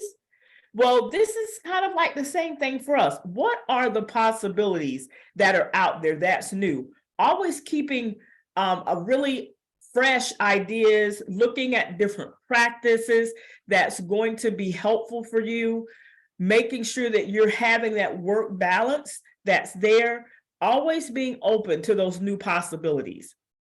Are you connected to the values and to see the meaning and the purpose in what you do? What's your motivation? Why are you doing this work?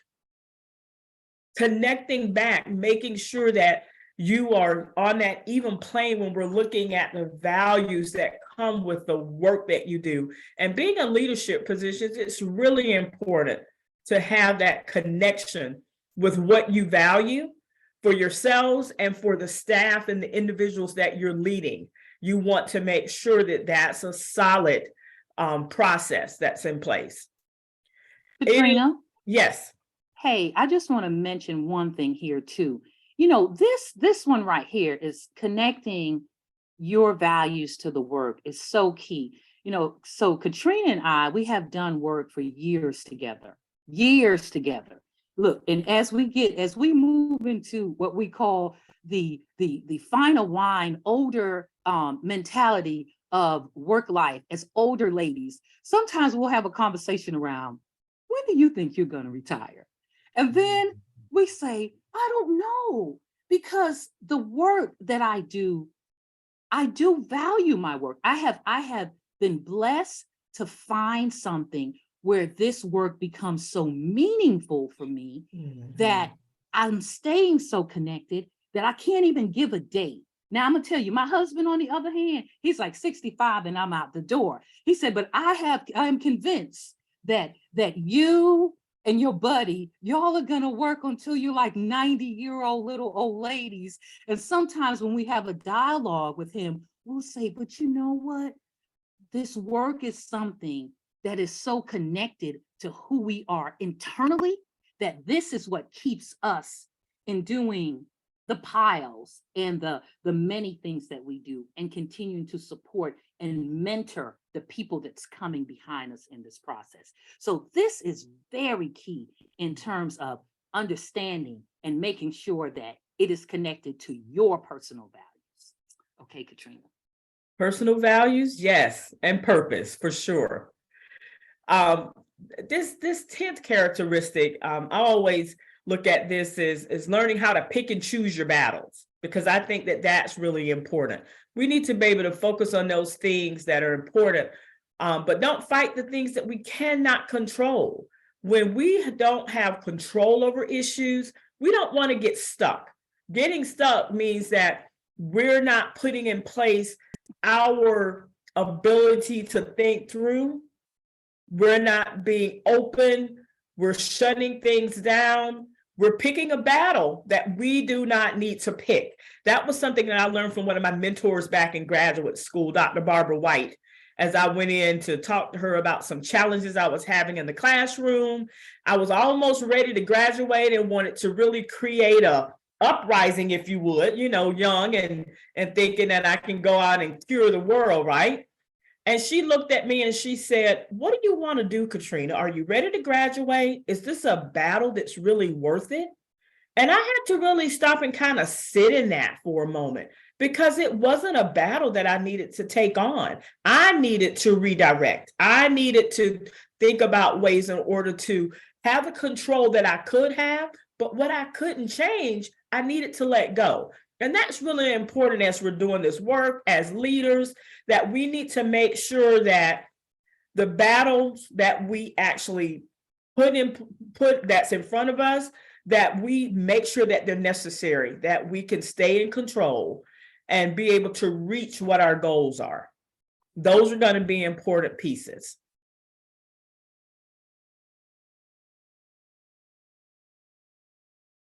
Okay. Another is, as we talked earlier, and even the first presenter talked about, just thinking about what it takes to be responsible for your physical self, the care that's needed. And this allows us to be physically and emotionally resilient. When we can have a plan in place, we have to be able to keep ourselves motivated. And sometimes that's not an easy task. I know I'm definitely guilty of that. Starting and stopping.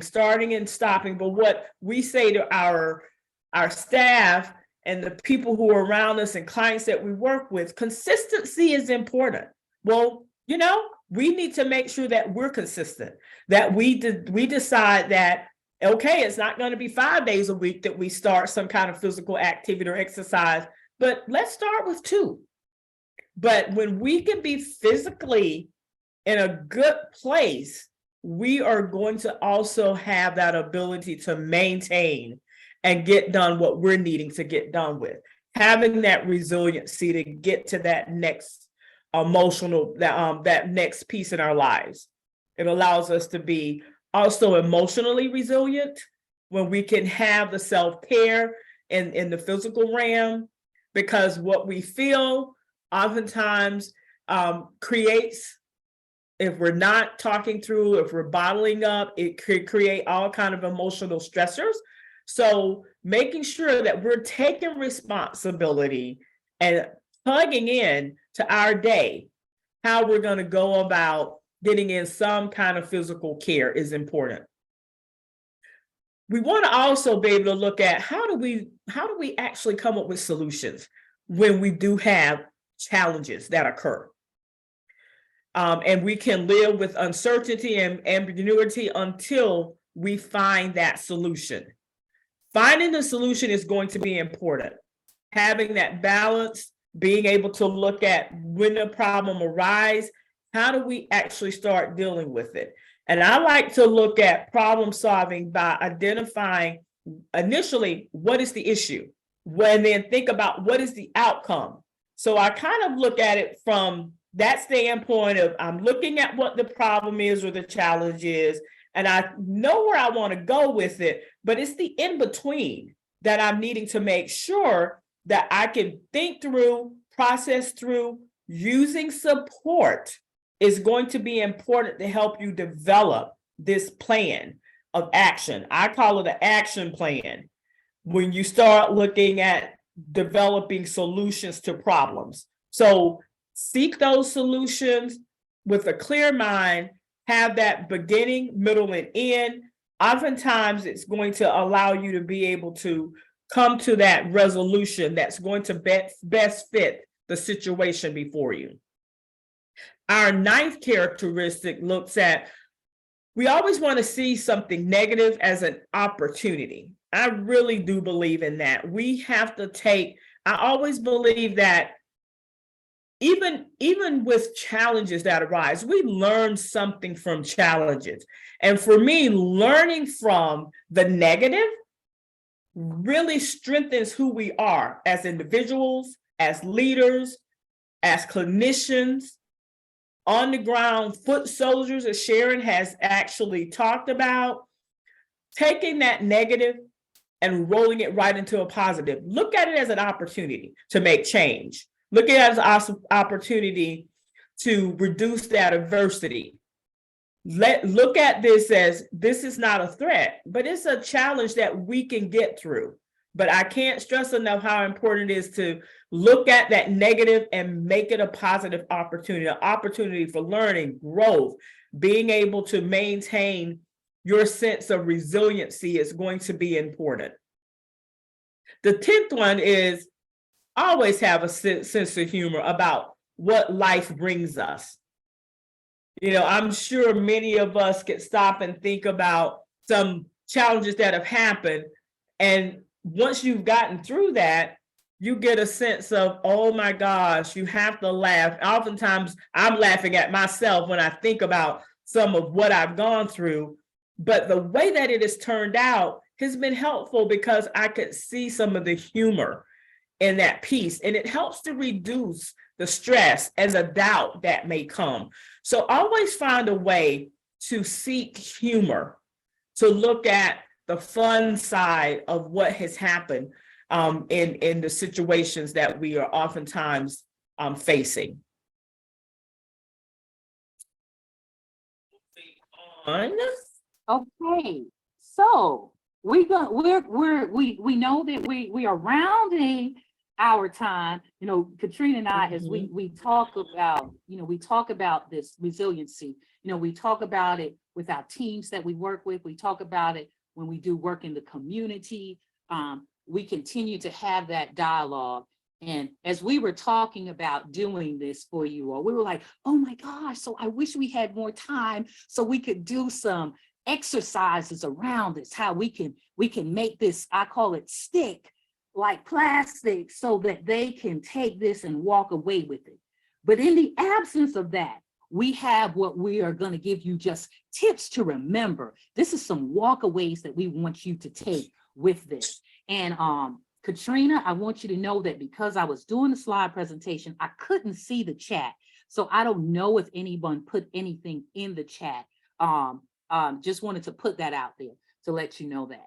So, and we can check that when we're done.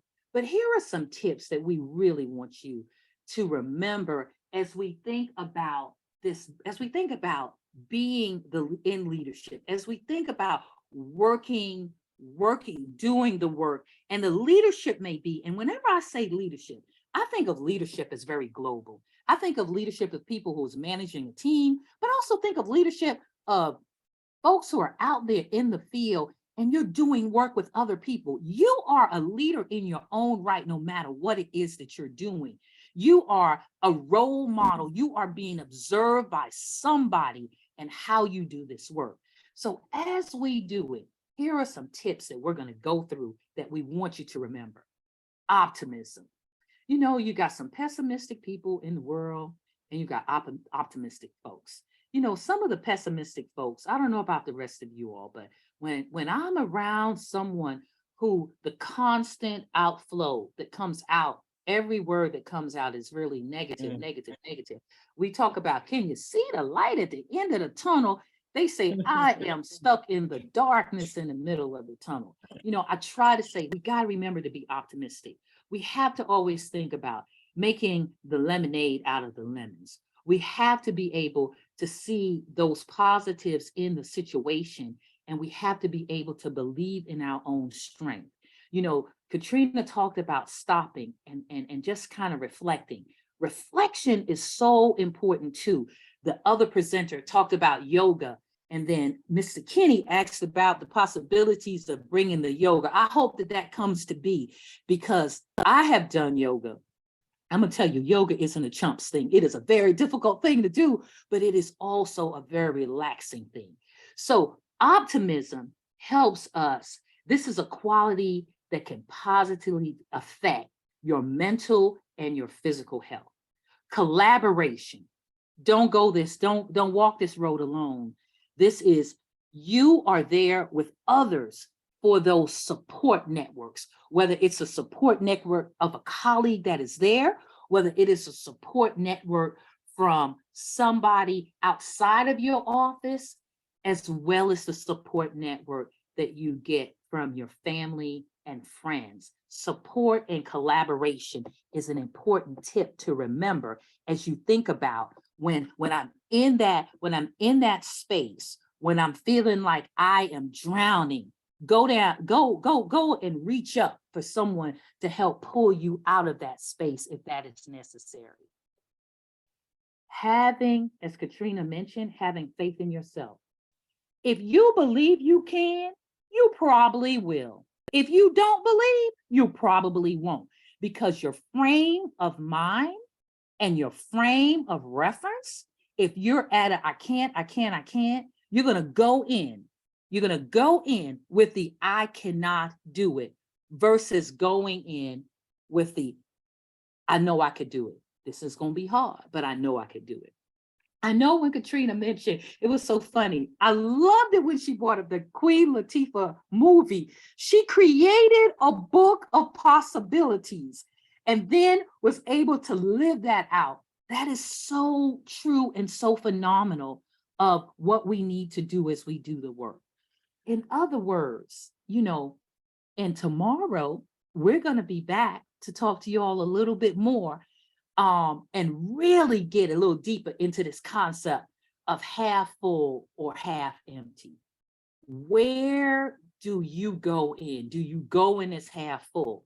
Because if you go in half full, know that you're giving from a deficit place. And when you go in with your class, if you go in half empty, when you think about that, you are really down there at the bottom. And we're going to talk to you a little bit about your glass being all the way filled up. How do you keep that fuel filled all the way up? And how do we give from our overflow? Because that's the best of who we are when our glasses are full. Do you typically think of yourself as one of these people? Someone will come to you and they'll be excited. Woo-hoo, do you think that we can possibly do this?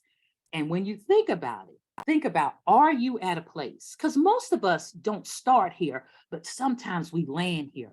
Are you at a place where you say, yeah, right, dream on? Or are you at a place where you say, you know what? I have no clue if we could do this, but I tell you what, I sure am willing to try. Because that energy is what fuels you. And when you are fueled with that kind of energy, you have an impact on others as you continue in this work that you do.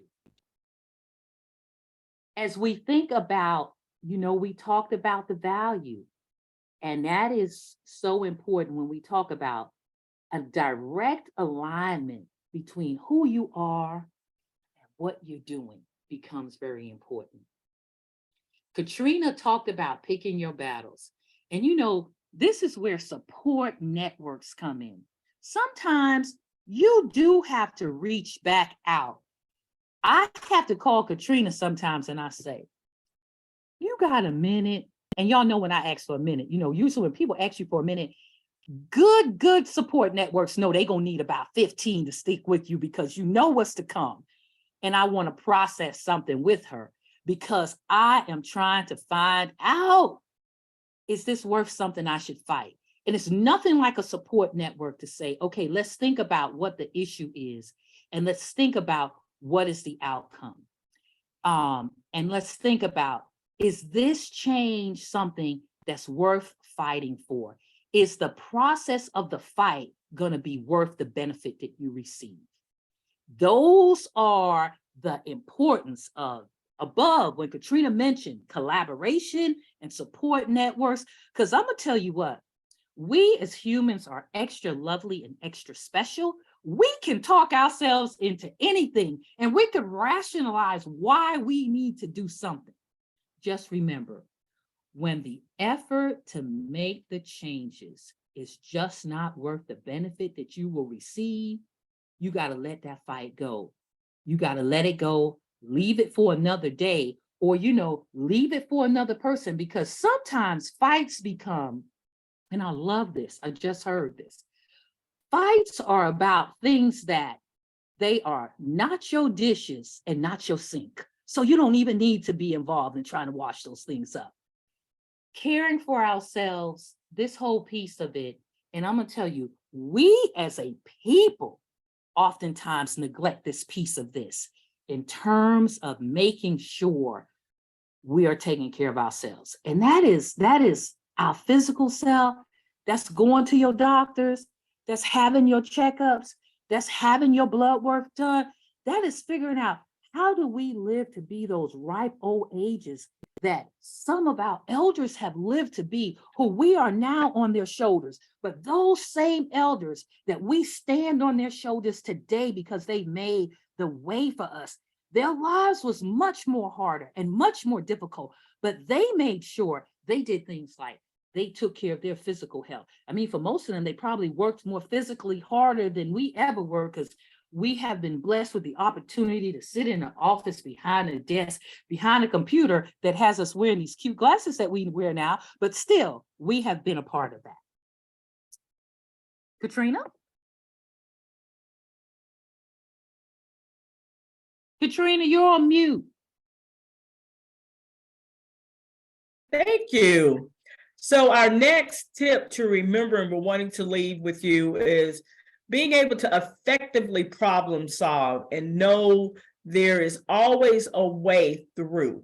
As Sharon talked about, using that support is really, really important. As I mentor some of our young practitioners, I always try and get them to stop and think about where it is they're wanting to go with this problem that they're having. So always make sure that we can be effective in the way that we're solving our problems. Things might be messy, and change can be really, really uncomfortable. I think all of us are challenged with as changes come, particularly if it's a process that we've been really comfortable with. Perhaps we've been the center part of it, making it happen. And then all of a sudden, a possibility comes up to maybe increase what we're doing or make really great changes. We get a little bit uncomfortable, but it's really important to be open so that we can make sure that as problems come up, there's still a way to actually come out of this in a very positive manner.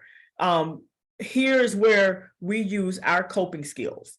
This is where our coping skills really come in and make a big impact as to how we definitely problem solve. So we want to look at being effective in that, being open to how and when changes are occurring, and go through the uncomfortable, because when we can go through the uncomfortable, we come out smelling like roses, making sure that we still have come up with a plan that benefits everyone that's involved. We also want to continue to look at how we make lemonade out of lemons. We want to be able to look at things that that is negative as an opportunity, consider adversity and a challenge and not a threat, as we've talked about earlier. Adversities come, but look at that as a challenge. Don't allow it to stop you in your tracks. Don't take it as a threat. Take it as a learning opportunity. When we take what our situations present to us, we have to take them and remind ourselves that it's okay to feel a little bit shaky about situations, but we have to remember that it's a challenge and this too shall pass. But we have to be open to make sure that we are taking advantage of the opportunities before us so that we know how to make the changes and the differences that need to happen. Again, humor, laughing in the face of all the challenges and the adversities that come across. Have a sense of humor about the challenges that we face in our life, whether they're on our jobs or in our personal lives. We already know that these two connect. How do we make sure we have balances in the workplace? How do we make sure we have those balances in our personal life? They're life challenges, but we have to get through them. And oftentimes getting through them is through laughter. Nothing wrong with having a really great laugh. And sometimes it's really important to reach out to others when we're facing these kinds of challenges and making sure that there is a way to actually get through this by having a sense of humor as well. Sharon, you wanted to jump in? Yes, so I was going to say this whole notion around laughter, and I don't know if anyone has been a part of it, but there is some new research out. There is a whole modality called laugh therapy. I've actually been to one of the workshops where literally, you stand up and you just start laughing and you look at each other and you start laughing. I do that therapy with my teams.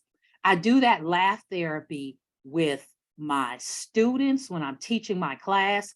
I have to say, when I've done laugh therapy with my students have looked at me and they have said, the professor has lost her mind. We are, and I said, and then we're laughing, and I'm laughing really hard. And then they're laughing harder and they're saying, oh my gosh, I feel like I'm going crazy, because we're laughing over nothing. But it is moments when you just stand up and you do that. And then we sit after we laugh. And I'll tell y'all, we laugh for about a good 10 minutes. And we just laugh. And then I make you switch partners. And then we laugh with the other partners. And we're looking at each other. And we're feeling like, oh my God, are we all going crazy? Has this laughter become contagious? And then we sit and then we process. After we're finished with that laughter, how do you feel now inside? And people talk about the different juices, the different endorphins that they feel, and now they feel so differently. And then I say, these are things that we don't have to pay nobody anywhere from, we go from $50 to $150 an hour for a session when we're doing some of our therapeutic work, to even more depending on who you are. This is something you own. This is something that you can do for yourself. And so I encourage, and it's so simple, maybe when we're finished here, we could turn on our cameras and we could just all start laughing together so you can get that feel of what this is like. The other thing that I just want to recap in what Katrina said is the difficulty of change, and also sometimes the difficulty of having conversations around change, because people are comfortable with their, oh, this is what I'm comfortable doing. But the ability to press in, with the society that we live in, and we do a lot of work around DEI, diversity, equity, and inclusion. And when we're doing that kind of work, we got some pushback. We start talking about diversity, equity, inclusion, and depending on who is sitting in your room, in your space, sometimes the room turns to what we call crickets. There is silence. You could hear a pin drop because that is uncomfortable. But what we know about uncomfort is that we got to press into uncomfort as we do the things in terms of things that we want to make change to, and we want to do change for the better. And then when we're pressing in with that uncomfort, this is when we reach back down into those coping skills and those coping strategies that we know, and those come up to the top, and those become a part of what helps us as we do this leadership, as we're in this role, as we're those foot soldiers in the field, to be able to help us move through that change. Because we know change is not easy. We know, like most people say, to create a good habit, you got to take about 21 days. I say it's about 28 days. But what I know is that change is so important, but I want change to be like muscle memory. I want, when things come up, when those negative thoughts, when they loom over, that your muscle memory pops back out and throws those out of your space, to keep your space clear, to keep a clear head, to do this from your place of where you are and you're giving from your overflow. Katrina, I know you were trying to say something. Yeah, I was just gonna say, we had several people to respond in chat, just was, in terms of laughing, and someone indicated that sometimes they just laugh at themselves because of what's going on in life. And oftentimes we do have to laugh in order to just not cry. So it's definitely, laughter is the center of how we can get through challenges and adversity. I'm just gonna tell y'all now, we are, so when we're done and we answer some questions, we're ending with, we're gonna turn on the mics and we're gonna laugh together. Okay. Yeah, So, the uncomfortable part of life is definitely challenging. Okay. So what we want to know is, do you want to be this person? Y'all see, we done forgot a T off of that want. And wanna, do you want to be this person? That's where we are. Do you want to be this person as you think about who you are, as you think about where you are in your leadership, as you think about where you are as you communicate with people that you do the work with in the field, with the clientele, with the families that you serve? Do you want to be this person that you take home to your families in your home? Do you want to be this person? That's something we want you to think about. Or, Ms. Katrina? Or do you want to be this person? The person who has the radiant smile, calm outer, as far as, and with this kind of smile, she's definitely feeling good about what's going on. So her presence is telling us she's in a good spot. She's in a good place, because now she's put all of these particular pieces in the place, the resiliency, the opportunities that are there and abounding for her. So these are really important pieces to how we move forward and what we're needing to do and where we're needing to end up. So do you want to be this person? And if so, how do you get there? And Mr. Kenny, forgive us. This was our social work mind, and this was our mind of the field, having so many women. Mr. Kenny, just imagine a man there and the other men there, the men with this particular smile.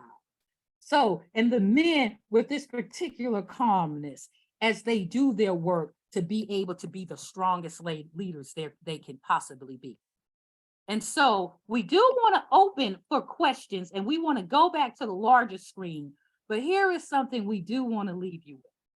And we'll make sure that Anna has all of our contact information if you all would like to reach out to us, because like I said, you know, we love this work that we do, but here is the most important thing that we definitely want to leave you with.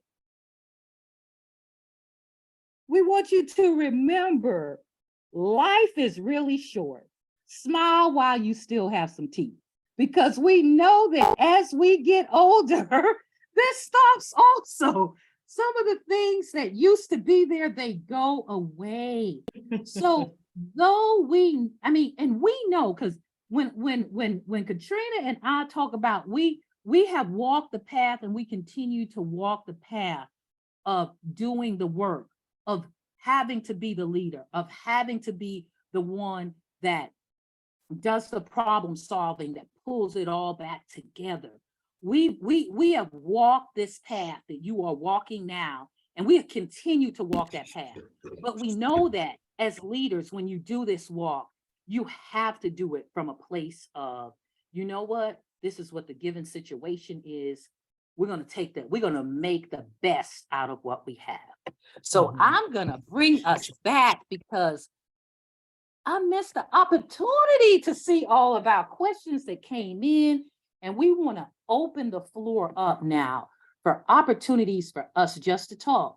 But Anna, leave us 2 minutes at the very, very end, because I'm serious about this laughing that's going to happen before we leave. Okay. Okay, so we want to open the floor up now. Sharon, Yes. I wanted to also say, someone wanted the contact information put back up as well. Oh, okay. I'll put that up as we continue. And Katrina, will you look at the questions that come up, and then we can see if we can answer? I'll put back up the contact information. Sure. Questions, thoughts, comments?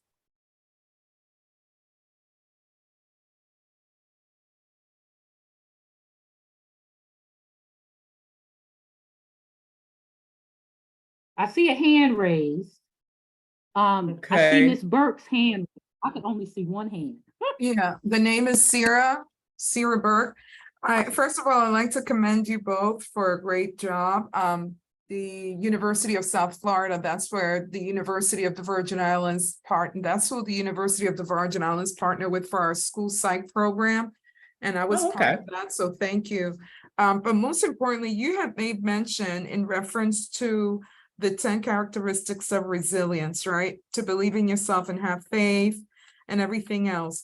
But what happens, or actually the scale from green to red, where I know for me personally, the way that I try to diffuse some of my anxieties are by planning effectively, or at least as best as I can ahead, and minimize the deadlines issues where I have that upon me. And then that turns me from, I don't go to the yellow part, I go from green to red.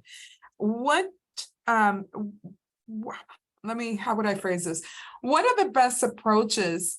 Because there's another point that you said, control what you can't control, where you know that you're being pressed and there's deadlines in front of you, but you still have no control over all the moving parts. What would be your best strategy in handling that, in working in a government agency such as we do here, where we rely on various entities to have their things come to the table, and we might not be, we're still pressed under deadline?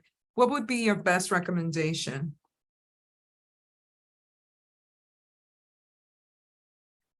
Sierra?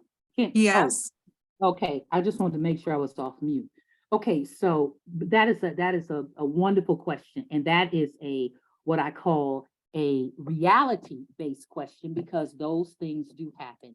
You have deadlines, you have expectations. So one of the things, I love what you said early on, is you do try, you make an effort to plan as much as you can in terms of what your deadlines are ahead of time. One of the things that I say, and I speak this to myself as well as my team, I say, if you cannot pay the price of being a procrastinator, then don't do it, because there's a price that we pay when we put things off. So the planning becomes essential. The other piece that you talked about in terms of how do you handle when there is an expectation for you to do things, but you have multiple things on your plate that you can't do. Here's one thing I know from, I would say, my service delivery in every aspect, in every role that I've done, from the entry point of being the foot soldier to now being the CEO. One of the things that I know about leadership is that oftentimes leadership, unfortunately, the more we do, the more is that they expect for us to do. And sometimes we have to say, the quality work that you're expecting from me, this is the level in which I can do it. And here is my workload, and this is what it looks like. There are other pieces that have been shoved and pushed in here that is just out of my control to be able to do it. So what I'm going to do is I'm going to deliver to you a quality product of the things that I am able to do within those timeframes. And sometimes we have to show people what our workload looks like in order for them to understand what it is that we've done. We have to put it out there so people are able to see it. Sometimes what we have is we have people that cover, and you say, so what, show me what is it that you've done? And sometimes people aren't able to show that. So I'm a believer in being able to document my product so that you can see my outcomes. And then I can say, within this given time frame, this right here is an impossibility for one person, and let me show you what I have here. That would be, Sierra, one of my best answers. And I'm gonna tell you, from being in leadership, I work extra hard not to expect things of my team, because I know sometimes the more you do, the more people expect. You got to keep it in balance. Thank you so much. Thank you, thank you, thank you. So did we, I think, Ms. Dorset, we answered all of your questions there?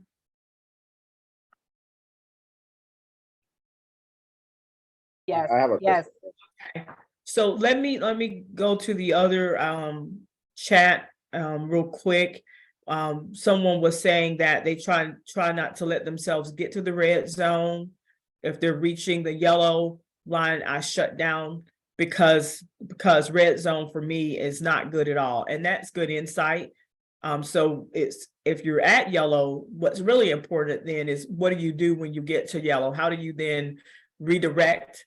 And what do you put in place in order to assure that you're not hitting that red zone? Is it best that I shut down? I not only shut down, I walk away after I state my concerns. I never leave the ball in my court.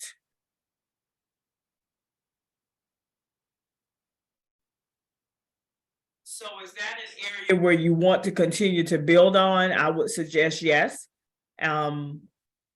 Living it in your court can be helpful because it'll provide you with a better sense of direction. It was my thought. So let's look at the other question. Someone was saying that they had a question. I'm sorry. Go on. I think that was Mr. Kenny, Katrina. Yeah, I just asked about, Okay. because we were talking about uncomfortable, and I posted uncomfortable always, as part of being a manager, always gives me stress. Like when you have to do something uncomfortable, is it okay to delegate? That was my question. Oh, Is it okay? That's not passing a buck per se, but could delegating certain things that might make you uncomfortable, is that okay?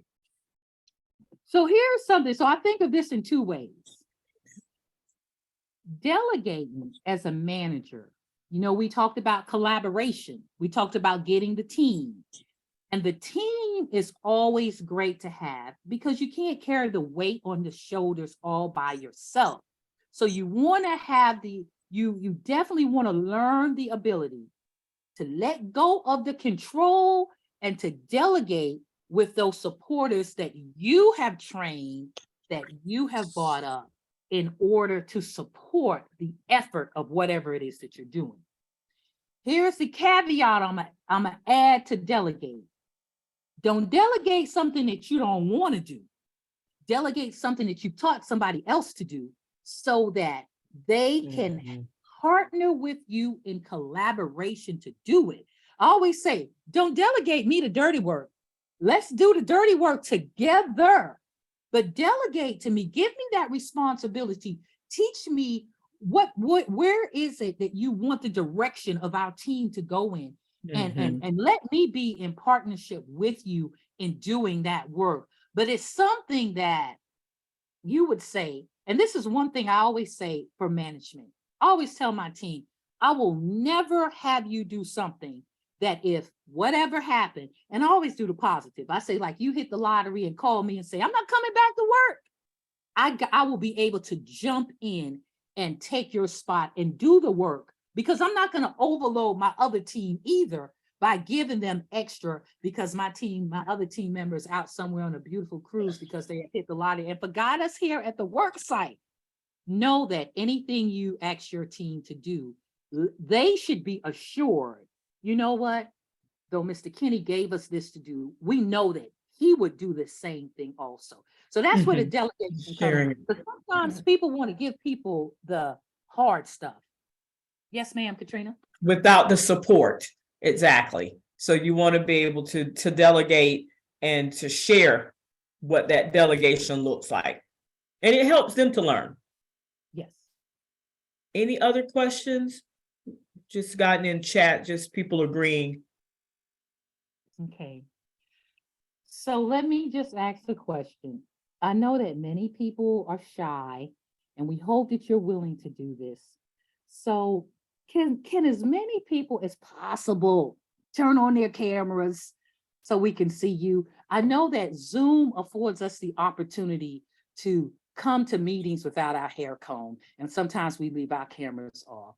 Or come to meetings where we don't shine our head as much up as Kenny has his all shined up, ready for the meeting today. And there's Gregory, another beautiful shine. Oh, I love a beautiful shined head. So we just want you to turn on, because I'm serious about this.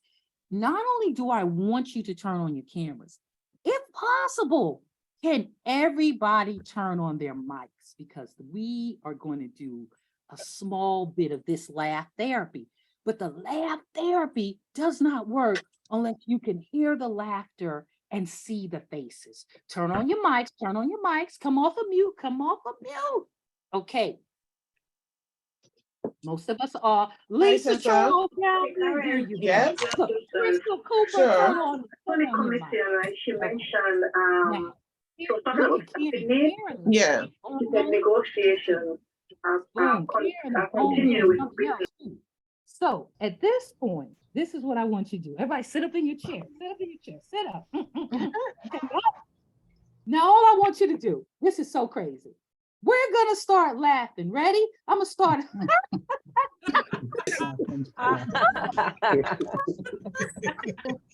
Oh my God.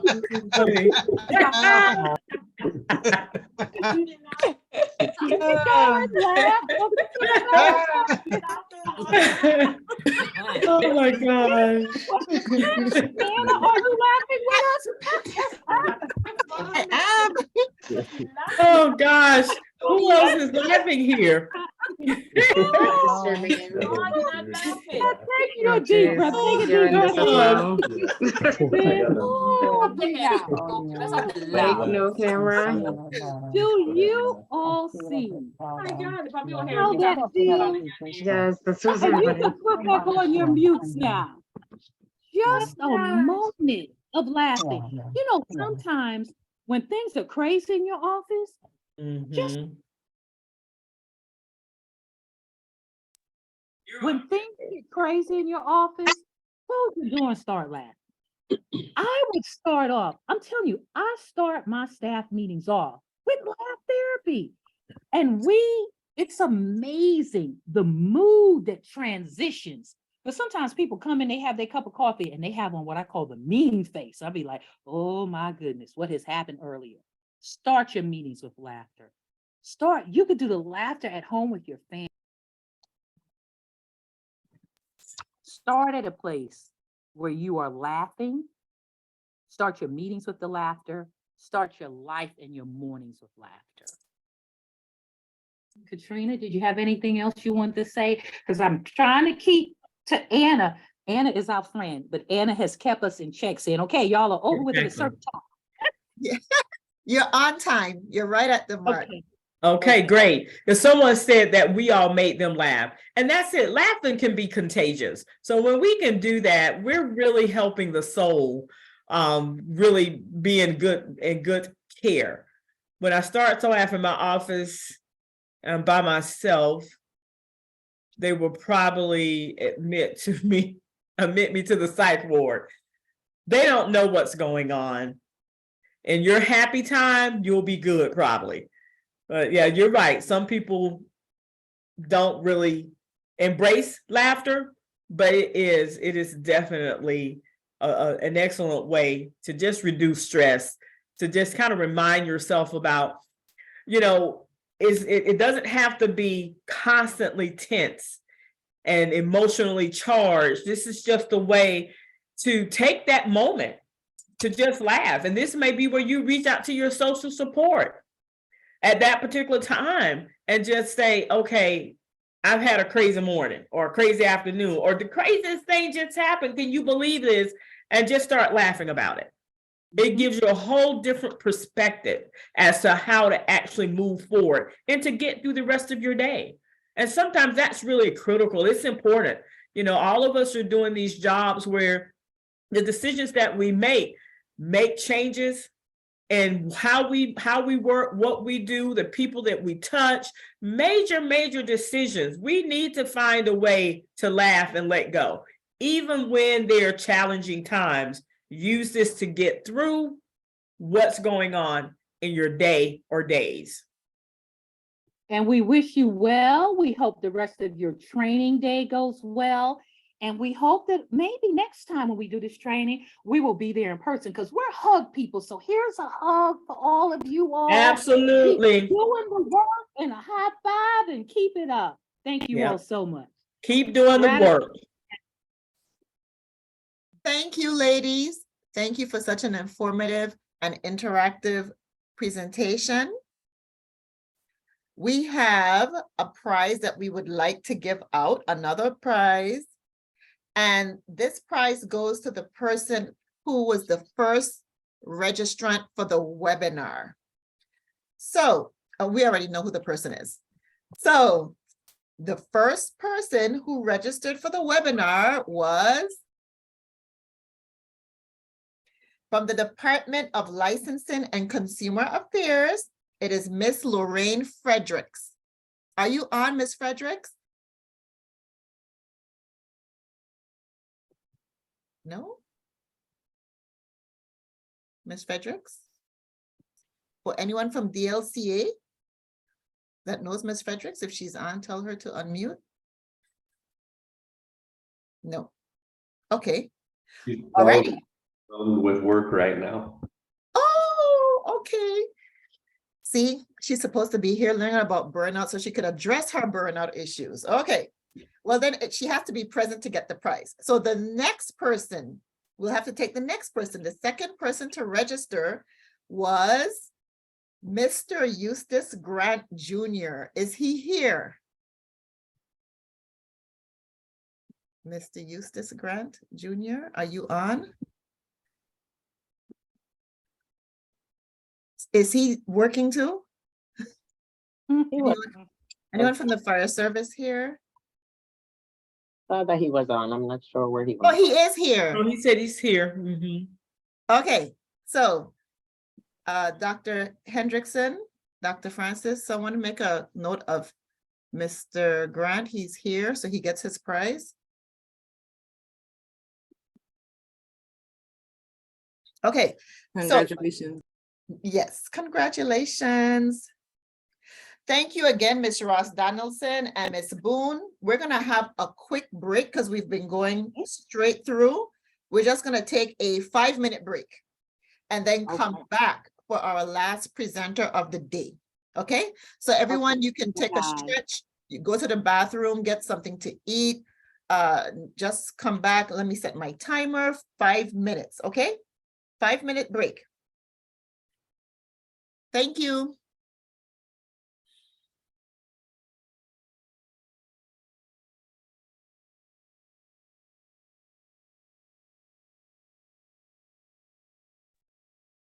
Well, good morning. How is everyone? Good morning. Dr. Clark, Dr. Francis. I see Attorney Vival. Good to see you. There's probably some other folks here I know, but I was pulled out. I was doing mental health first aid, full day training. So I moved from there, transitioned over here. So I'm happy to be here. Awesome. Ms. Towle, if you would like to, you can go ahead and start sharing so that once the break is over, you can begin.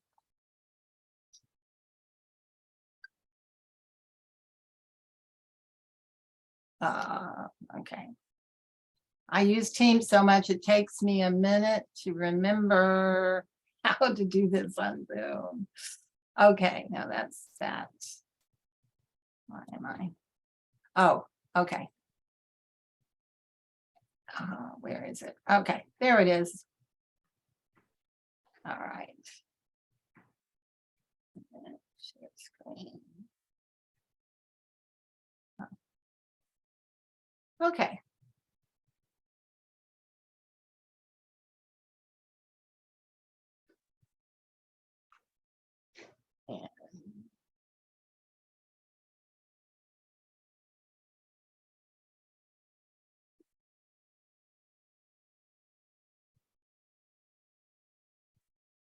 Okay.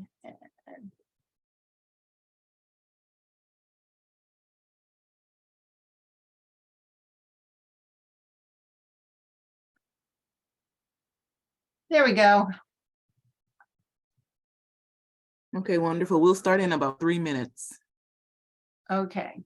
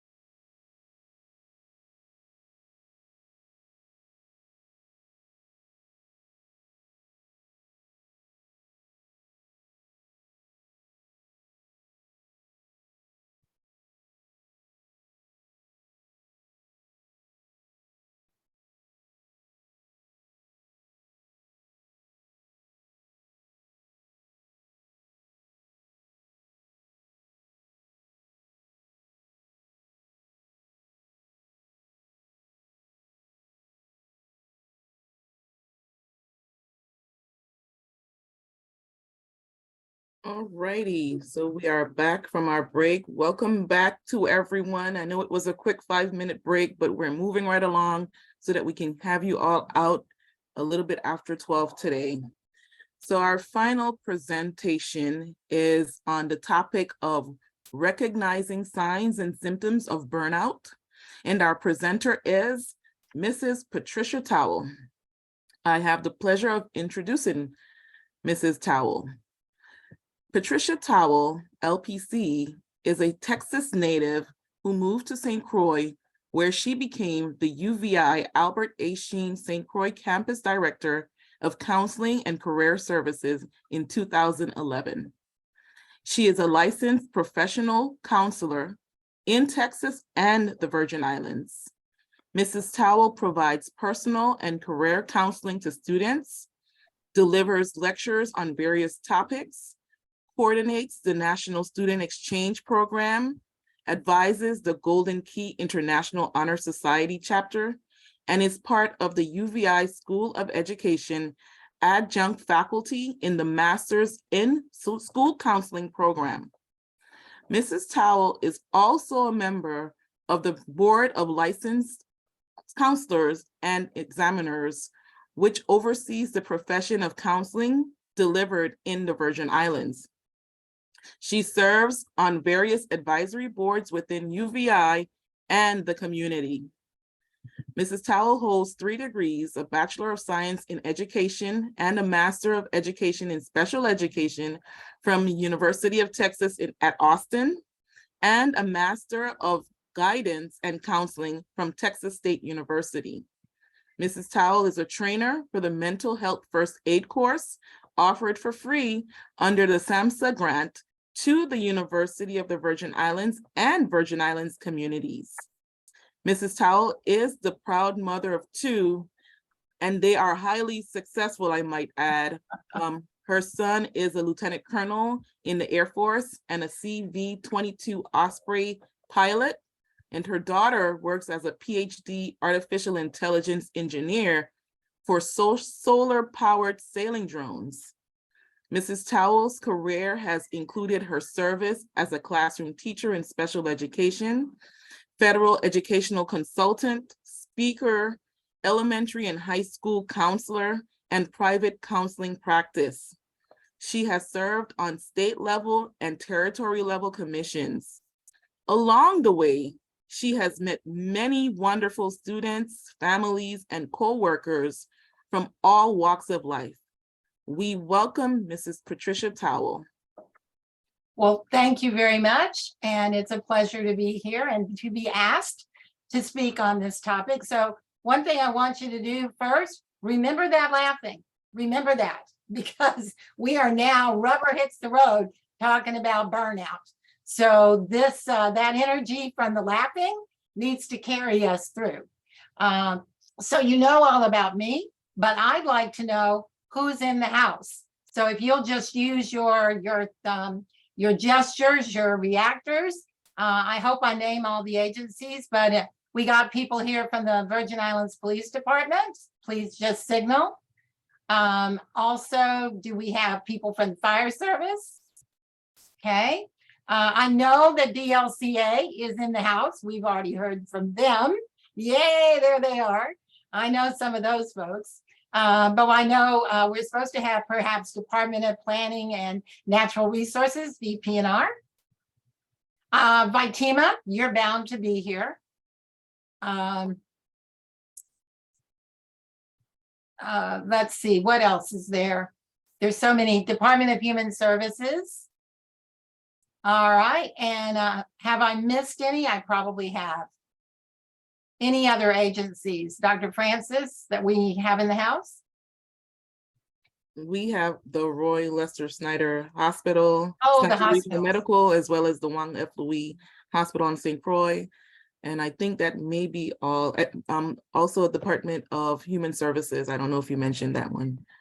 Okay, so we have a plethora of helping services, and you all are so important.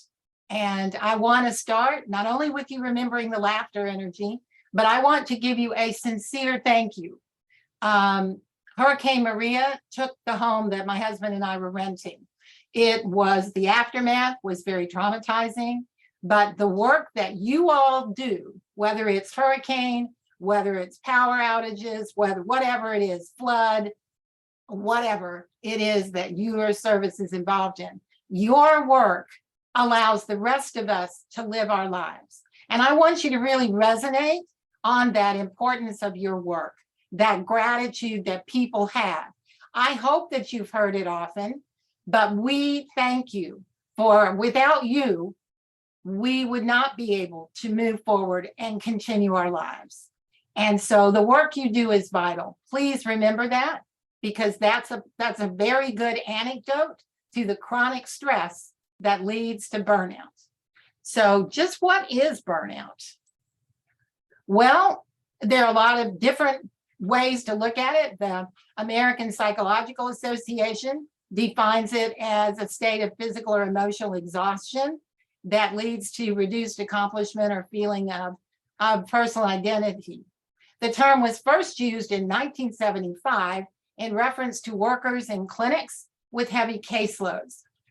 And the International Classification of Diseases, ICD-11, from the World Health Organization, now categorizes burnout as chronic stress in the workplace, which results, again, in exhaustion, negativism, and reduced feelings of effectiveness.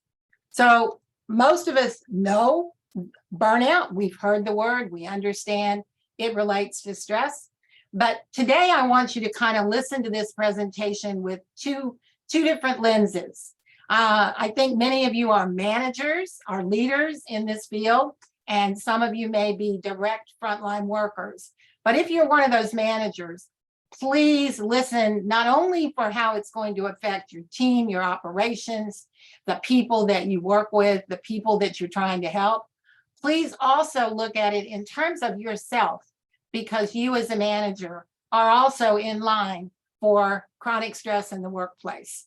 So these are some questions that the Mayo Clinic has suggested. So I'm suggesting that you just click through this list and rate yourself as 5 being the most that you're experiencing this, and 1 being little to none. This will give you a little snapshot of where you are in terms of the burnout spectrum. Of course, those of you more on the heavy end, I do suggest that you listen to some of the strategies I'm going to put forth today, and hopefully be able to exercise some self-care, as well as recognize there may be a point at which you need to move to really speaking with some of the many mental health professionals that are available on this island. So these are the kinds of things also to look at with the people you work with, the teams you manage. Are you seeing cynicism? Are you seeing that people are having trouble getting to work? Do you notice a rise in irritability or impatience? What about energy level on the people with the people you're working with? Do you notice a little lack of concentration with yourself or your workers? Are the workers expressing a lack of satisfaction from what they're doing? Some people may, even in the later stages, especially if they ignore the early stages of burnout, may be very disillusioned. That's why you have to remember that thank you, the fact that your work is vital. That's an important way to really counteract some of these strong feelings. Are you noticing people using food, drugs, or alcohol to feel better, or simply to not feel? Sleep habits are very important. And I know that there are going to be times when you are not going to be able to live your best life, when you're in the middle of a crisis, when you're in the middle of a disaster.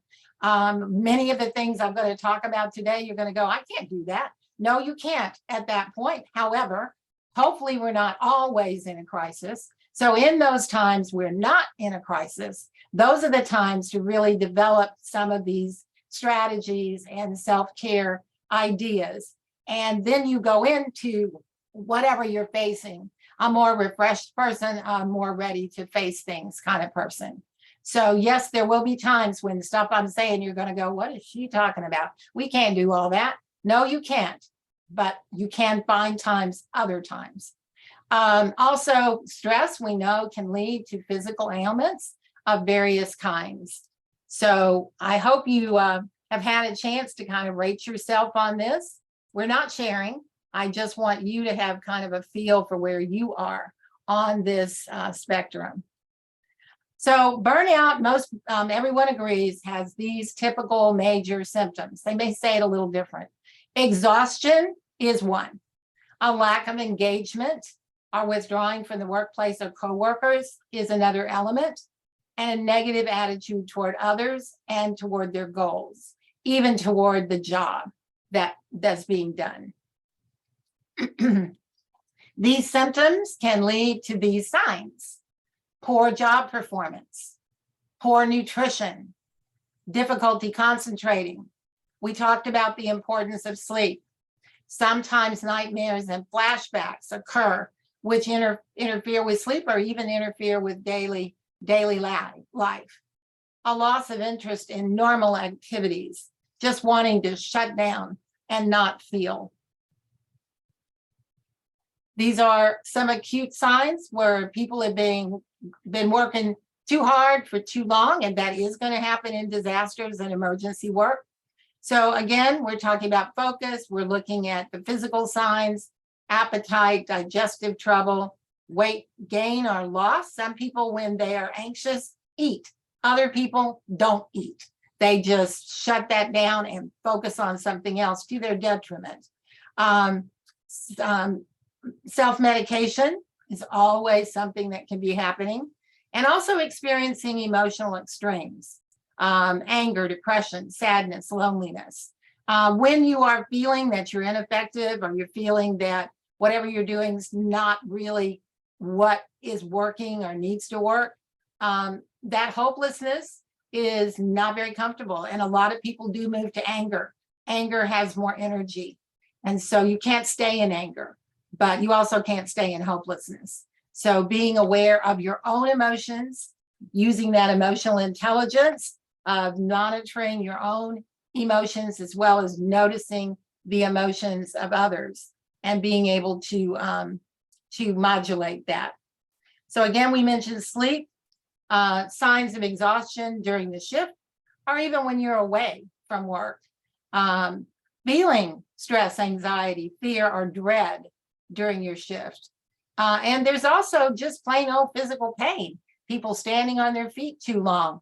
Maybe they're so tense, they're grinding their teeth, or they're experiencing other physical kinds of signs. And these can, of course, lead to chronic joint or muscle pain. Anxiety with all that flooding of adrenaline definitely can go there. When your brain signals threat, whether it is something that's going to happen to you within the next few seconds, or you're simply concerned that it could happen, once you signal threat, and in your work, many of you are going to face threat, real threat, as well as the what ifs. And so once that happens, your body takes over. Your limbic system says, let's go. And it puts you in a position to either flee or fight or freeze. And when that happens, literally blood drains from your brain and goes to your arms and legs, hands and feet. Sometimes your digestive system shuts down because your body is getting ready to get you out of there or position you to fight. Even though you may not be actually going to do that, your body is ready, and it sends the adrenaline, it sends other hormones, it sends innervation to your muscles. And if that continues after you're out of the actual threatening, dangerous situation, your body is going to work too hard. Your heart's going to work too hard. Your lungs are going to work too hard. Your muscles are going to stay tight, and you are going to find it much more difficult to relax. And when I say you, I'm also talking about what's happening possibly to your workers. If you ignore burnout, chronic burnout signs lead to much more serious effects. When you do this for too many years without addressing burnout and intervening in some way with it, either with stress reduction you do yourself, or finding other ways to reduce your stress, whether it's faith communities, exercise, whatever. We'll talk about some of those in a little while. but you may find you have a loss of challenge. You can do this in your sleep maybe, or in your enthusiasm for doing it. And these sometimes can be more subtle and hard to pinpoint. But you or your workers could notice feelings of boredom or complacency. And you would have to, as a manager, kind of be noticing of these things that you are hearing, are these things you're seeing. A lack of motivation to apply yourself to the job as you once did. A tendency to dismiss protocol or procedure details, to take shortcuts. Because you're losing that focus, you're losing that enthusiasm. It can even become in the form of procrastinating or reassigning tasks to others that you'd rather not do. We talked about the emotional part of things. Also, this can lead to health neglect if chronic burnout signs are not addressed. It can lead to relationship struggles because the person is changing and their partner is trying to figure out how to fit in and what's going on. And of course, most worrisome is that overall poor job performance if you are needing these teams to perform. And of course, you're concerned about the individual themselves. So we don't want to ignore burnout. It is something we need to take a look at. You know how it is with a fire. It kind of simmers. It may even look like it's out, but there's still particles in there of flame that you don't want to have flare up. So burnout is a very, very important subject. Here are some of the risks. Now remember that laughter energy. Remember, we're into the hard stuff here. So do try to bring some of that energy, but it can lead to excessive stress. And I was mentioning that your heart will work harder, your lungs will work harder, your muscles will stay tense. They won't relax. It can lead to fatigue. Your body's just plain old tired. So is your brain from having to deal with things. Can lead to insomnia. You just can't stop thinking about it. Also sadness, anger, irritability. You are people who see things that the rest of us don't see. You are people who face things that the rest of us don't because you are doing it. That's where that important thank you comes. Also, people do reach for self-medication with substance or alcohol abuse. We talked about the physical signs. Here are some things that can happen when you stay in that innervation, that hypervigilance, that stress. And it can lead to just overall vulnerability to illnesses. This is taken from the Mayo Clinic and some of their ideas about burnout. So, okay, we've talked about signs and symptoms, and that's important. But what causes burnout? Well, this is the story behind the story. And again, I'm drawing from the Mayo Clinic expertise. If people feel a lack of control in their life, in their workplace, an inability to influence decisions that affect a job, scheduling, assignments, workload. Now, I realize when you're in a crisis, it's all hands to the pump. But there are times when we're not in crisis. And letting people have autonomy, we all feel better. We'll talk about that in a little while too. Unclear job expectations. You can't plan for everything in a crisis. You can't plan for everything in a disaster. But if people know their role, if they know how their team works, if they know what they're clearly enabled to do, the lines of authority, how far does their decision-making power go, then you are likely to feel more comfortable at work. And again, if you're a manager, I'm asking you to look at this with the two lenses, with yourself and also how your management is affecting your workers. Dysfunctional workplace dynamics. Maybe there is a bully in the mix. Maybe there maybe there's some slackers in the mix and people are reacting to that. And maybe there is a feeling that things are being undermined. People always have agendas. So you as a manager, or even a person on a team, you need to be aware of these. And if you are a member of the team, you might need to be talking to your supervisor about the things you're seeing so that they can address them. This was one I hadn't really thought about because I'm not in management of emergency work, but it made sense. The extremes of activity. Sometimes there's a lot of monotony. You are maybe at a checkpoint. You are maybe monitoring the Coast Guard, or you're monitoring something else. It can be monotonous. And on the other hand, it can go very chaotic. So those require kind of different energies. Monotony to stay focused, and chaos to just deal with the stamina of dealing with one thing coming at you right after another. And this can definitely lead to fatigue and job burnout. The lack of social support. If in the workplace people feel isolated, it's going to make teamwork harder. It's going to make addressing your mission more difficult. And also it's very important, as we know, in your personal life, because without those things, you will feel more stressed. Creating a work-life having a work-life imbalance. If your work takes up so much of your time and effort that you don't have the energy to spend with your family and friends, this can lead to burnout quickly. And again, I want to keep reiterating, I realize there are times when you can't live your best life when you are doing this work. That's why it's even more important when you aren't in a crisis to address some of these causes of burnout. So let's look at some of the things you as a manager or you as a worker might do. Build in as much choice as you can. Let people feel they have some say, some autonomy, so that they are feeling more capable, connected, and contributing. People work much better when they feel they have some choices. You may not be able to do much. You may have a lot of things you have to address, but if people can feel at least some choice in what they do, that will help with counteracting chronic stress. I know, having lived in the Virgin Islands since 2011 and gone through some of the things here, we don't always have adequate resources. We wish that we did. And that is stressful for you as a manager. People are looking to you for things. They're looking to you for those resources. And it puts you in the position of advocating for those things. And if you are one of those people here in this room, please be open to the fact that really working together, and I know that you do, you have to, or you wouldn't be doing the work you do.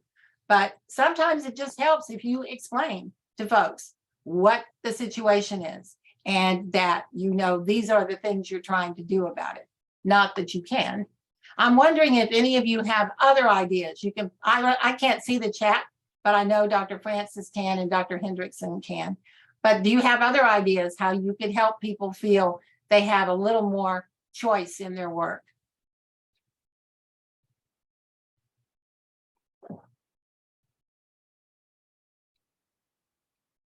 You can also unmute and say it out.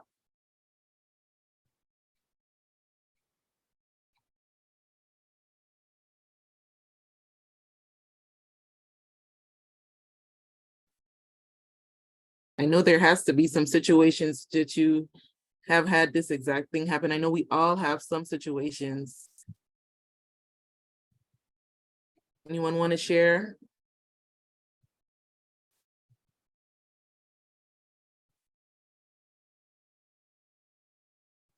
Well, think on it. And this is something that you can mull over for your particular position.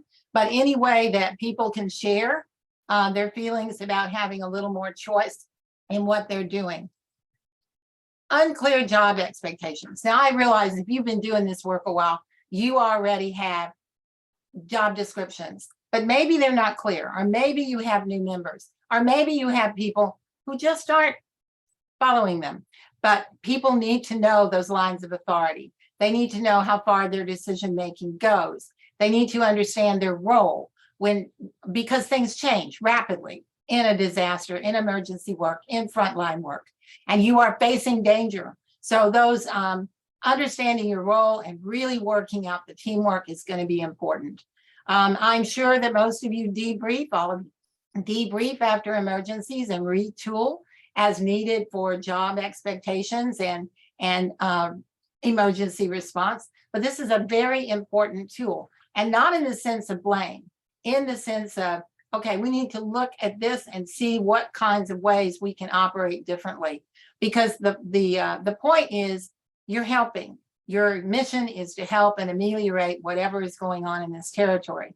And thank God you do. I need you to feel that thank you, because you are the lifeline. So we want you to, I'm sure you're looking at training. I'm sure you're checking in to make sure that people are clear about their job expectations. Being open to questions, having an open door policy, being able to really hear what people are asking and look for those solutions. Solution focus to me is a big help because it moves us forward on a mission rather than personal this or that. And you might want to find out if an expectation is not being met, what is the story behind the story? And maybe there are ways to change or tweak or alter how the things are happening for an employee or for yourself. So looking into why there might be no expectation. If you have any other ideas about this, just put them in the chat and we'll get Dr. Francis or Dr. Hendrickson to read them out for us. So if you have any ideas how you can help ameliorate unclear job expectations.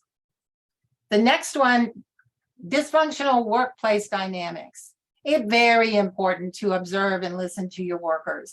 And if you are one of the upper managers, have your direct managers listening and observing and informing you as needed.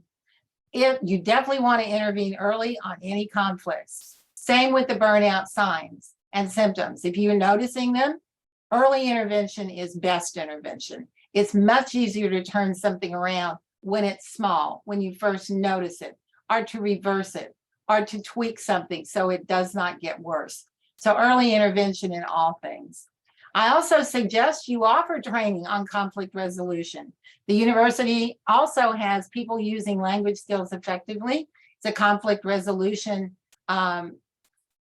training that goes all the way up to a 5-day mediation certification that is offered to territory agencies. So we have other workshops that are shorter in duration, or find other things that focus on conflict resolution. So you can be utilizing those yourself and also offering them to your workers.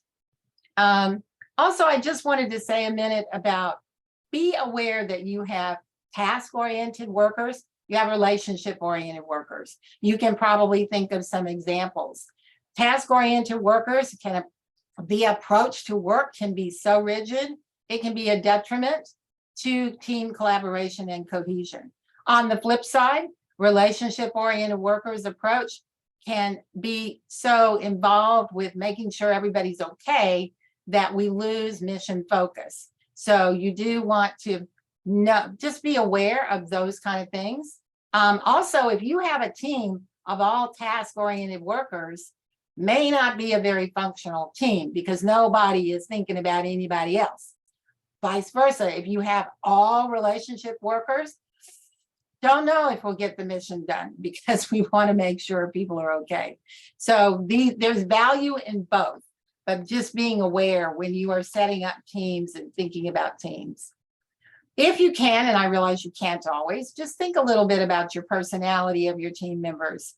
Definitely, I want to say a word about introverts. They've gotten a bad rap. Pop psychology has painted them as shy and socially inadequate, and that's not the case at all. It doesn't have anything to do with that at all. This comes from Carl Jung, way back in the day of Freud, and he talked about energy, and that's what this is about. It's not that introverts don't like people or enjoy people. They are drained by being with people because they get their energy from within, and they need to go within to replenish. They need downtime. They need quiet time. They need to be with themselves. That doesn't mean they don't like people. They just need to go and replenish. Extroverts, on the other side, we draw our energy from other people. And the worst thing you can do to an extrovert is make them be alone. They don't like it. The worst thing you can do to me is leave me alone to wait for somebody. That's not good for me. So just being aware of who your extroverts seem to be and who the introverts are. Possibly, you know, with extroverts, obviously, you want to maybe have them be working with the public. They're probably going to be a lot more comfortable with that.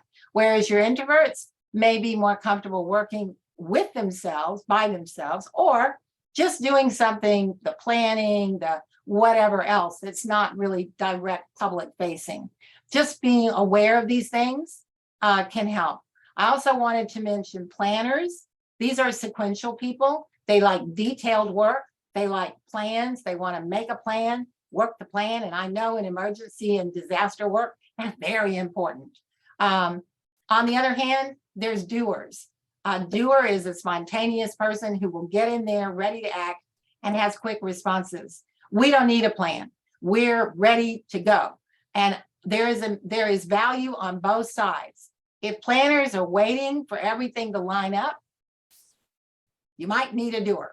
So, and vice versa. If doers don't go according to the plan, if they don't listen to the plan and be involved in the plan, it won't work out well. So just being aware, not only if you're a manager, but if you're a worker on a team and how other people are, how they are with themselves. You can recognize it in yourself and recognize how other people are. And again, there's value in all of these different ways people react. And all of us have a little bit of all of this, you know, even though I'm not I really, detailed work is not my favorite. I can do it. That's just not my comfort zone. So again, we have it. It's just that we need to be aware of it in each other and value what the other person brings. Open communication, I've said that just a little while ago. That's going to build team cohesion and balance when people recognize that the leadership is involved. Training on personality identification, I've done it with school systems. I've done it with departments here at the university. And it does help when people start recognizing, oh, they're a planner. Oh, they're a doer, and value what that other person can bring. So appreciating the differences in approach to work and celebrating their unique contributions to the team. I'm sure there are situations that you've had with dysfunctional workplace dynamics. So if you have any ideas to share, please put them in the chat so that we can share with other people. But these dynamics can really sabotage. And again, this is something you don't address in the height of a crisis. This is something you address in the non-crisis times when you are planning for the next, say, hurricane season, or you're in a non-crisis situation. I do hope we have more of that time for you and less dealing directly with workplace, because all of these things do contribute to stress in the workplace. And boiled down, that's what burnout is stress in the workplace. So finding ways we can de-stress ourselves and also de-stress the workplace is the key. I talked a bit about these extremes of activity. Some people are going to be more suited to monotonous work and some more suited to chaotic work. I had a cousin who said she was a nurse. She wanted to work in the emergency room because she didn't want to get overly connected to the patients, and she liked the pace. She liked the pace. So there are people that really thrive on that kind of pace. And what's the next challenge? What's the next thing we're doing? Moving on. There are other people that do want to provide that longer term care and do want a slower pace. And just being aware of that in yourself, as well as the people you work with at your level, or even thinking about your workers. Again, I'm bringing up choice because people just do better when they feel they have some autonomy. And being aware of the effects of the extreme. It does take constant energy to not lose focus in a monotonous situation or work, whereas you've got to have plenty of stamina to meet that continuous challenge of chaos, and just being aware of how these things might be affecting people. You can't do a whole lot of this at the managerial level for your workers, but you can be aware of it and you can do it for yourself, creating that social support and work-life balance. So there may be somebody in the mix that always seems to be odd man out, or nobody really wants to work with them, or work doesn't seem to go as well when they're a part of it. And you want to get that story behind the story. What is going on with that person? Social isolation at work can be debilitating if it's chronic.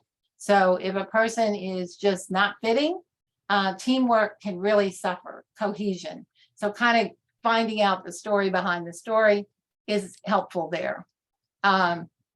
I know that you can't always do this. It's kind of pie in the sky, but just sort of remembering what is the family life that your workers are supporting, and that they do need to reconnect, even in crisis. They need an opportunity to reconnect whenever it's possible, on a rotating basis, whatever. And also, I'm sure this is obvious, but offer choices for weekend and holiday work. Some people will want to take that holiday work. Other people would rather have the time at home. And I know that those of you in the room, you bring to this work your experience, your expertise, your wisdom, your knowledge. And so I'm hoping that some of these ideas resonate. They affirm the things you already chosen to do, and possibly they can enhance some of your thinking about dealing with supporting your workers and trying to ameliorate these effects of chronic stress in the workplace. So if you have any ideas about how you can support this, please share them.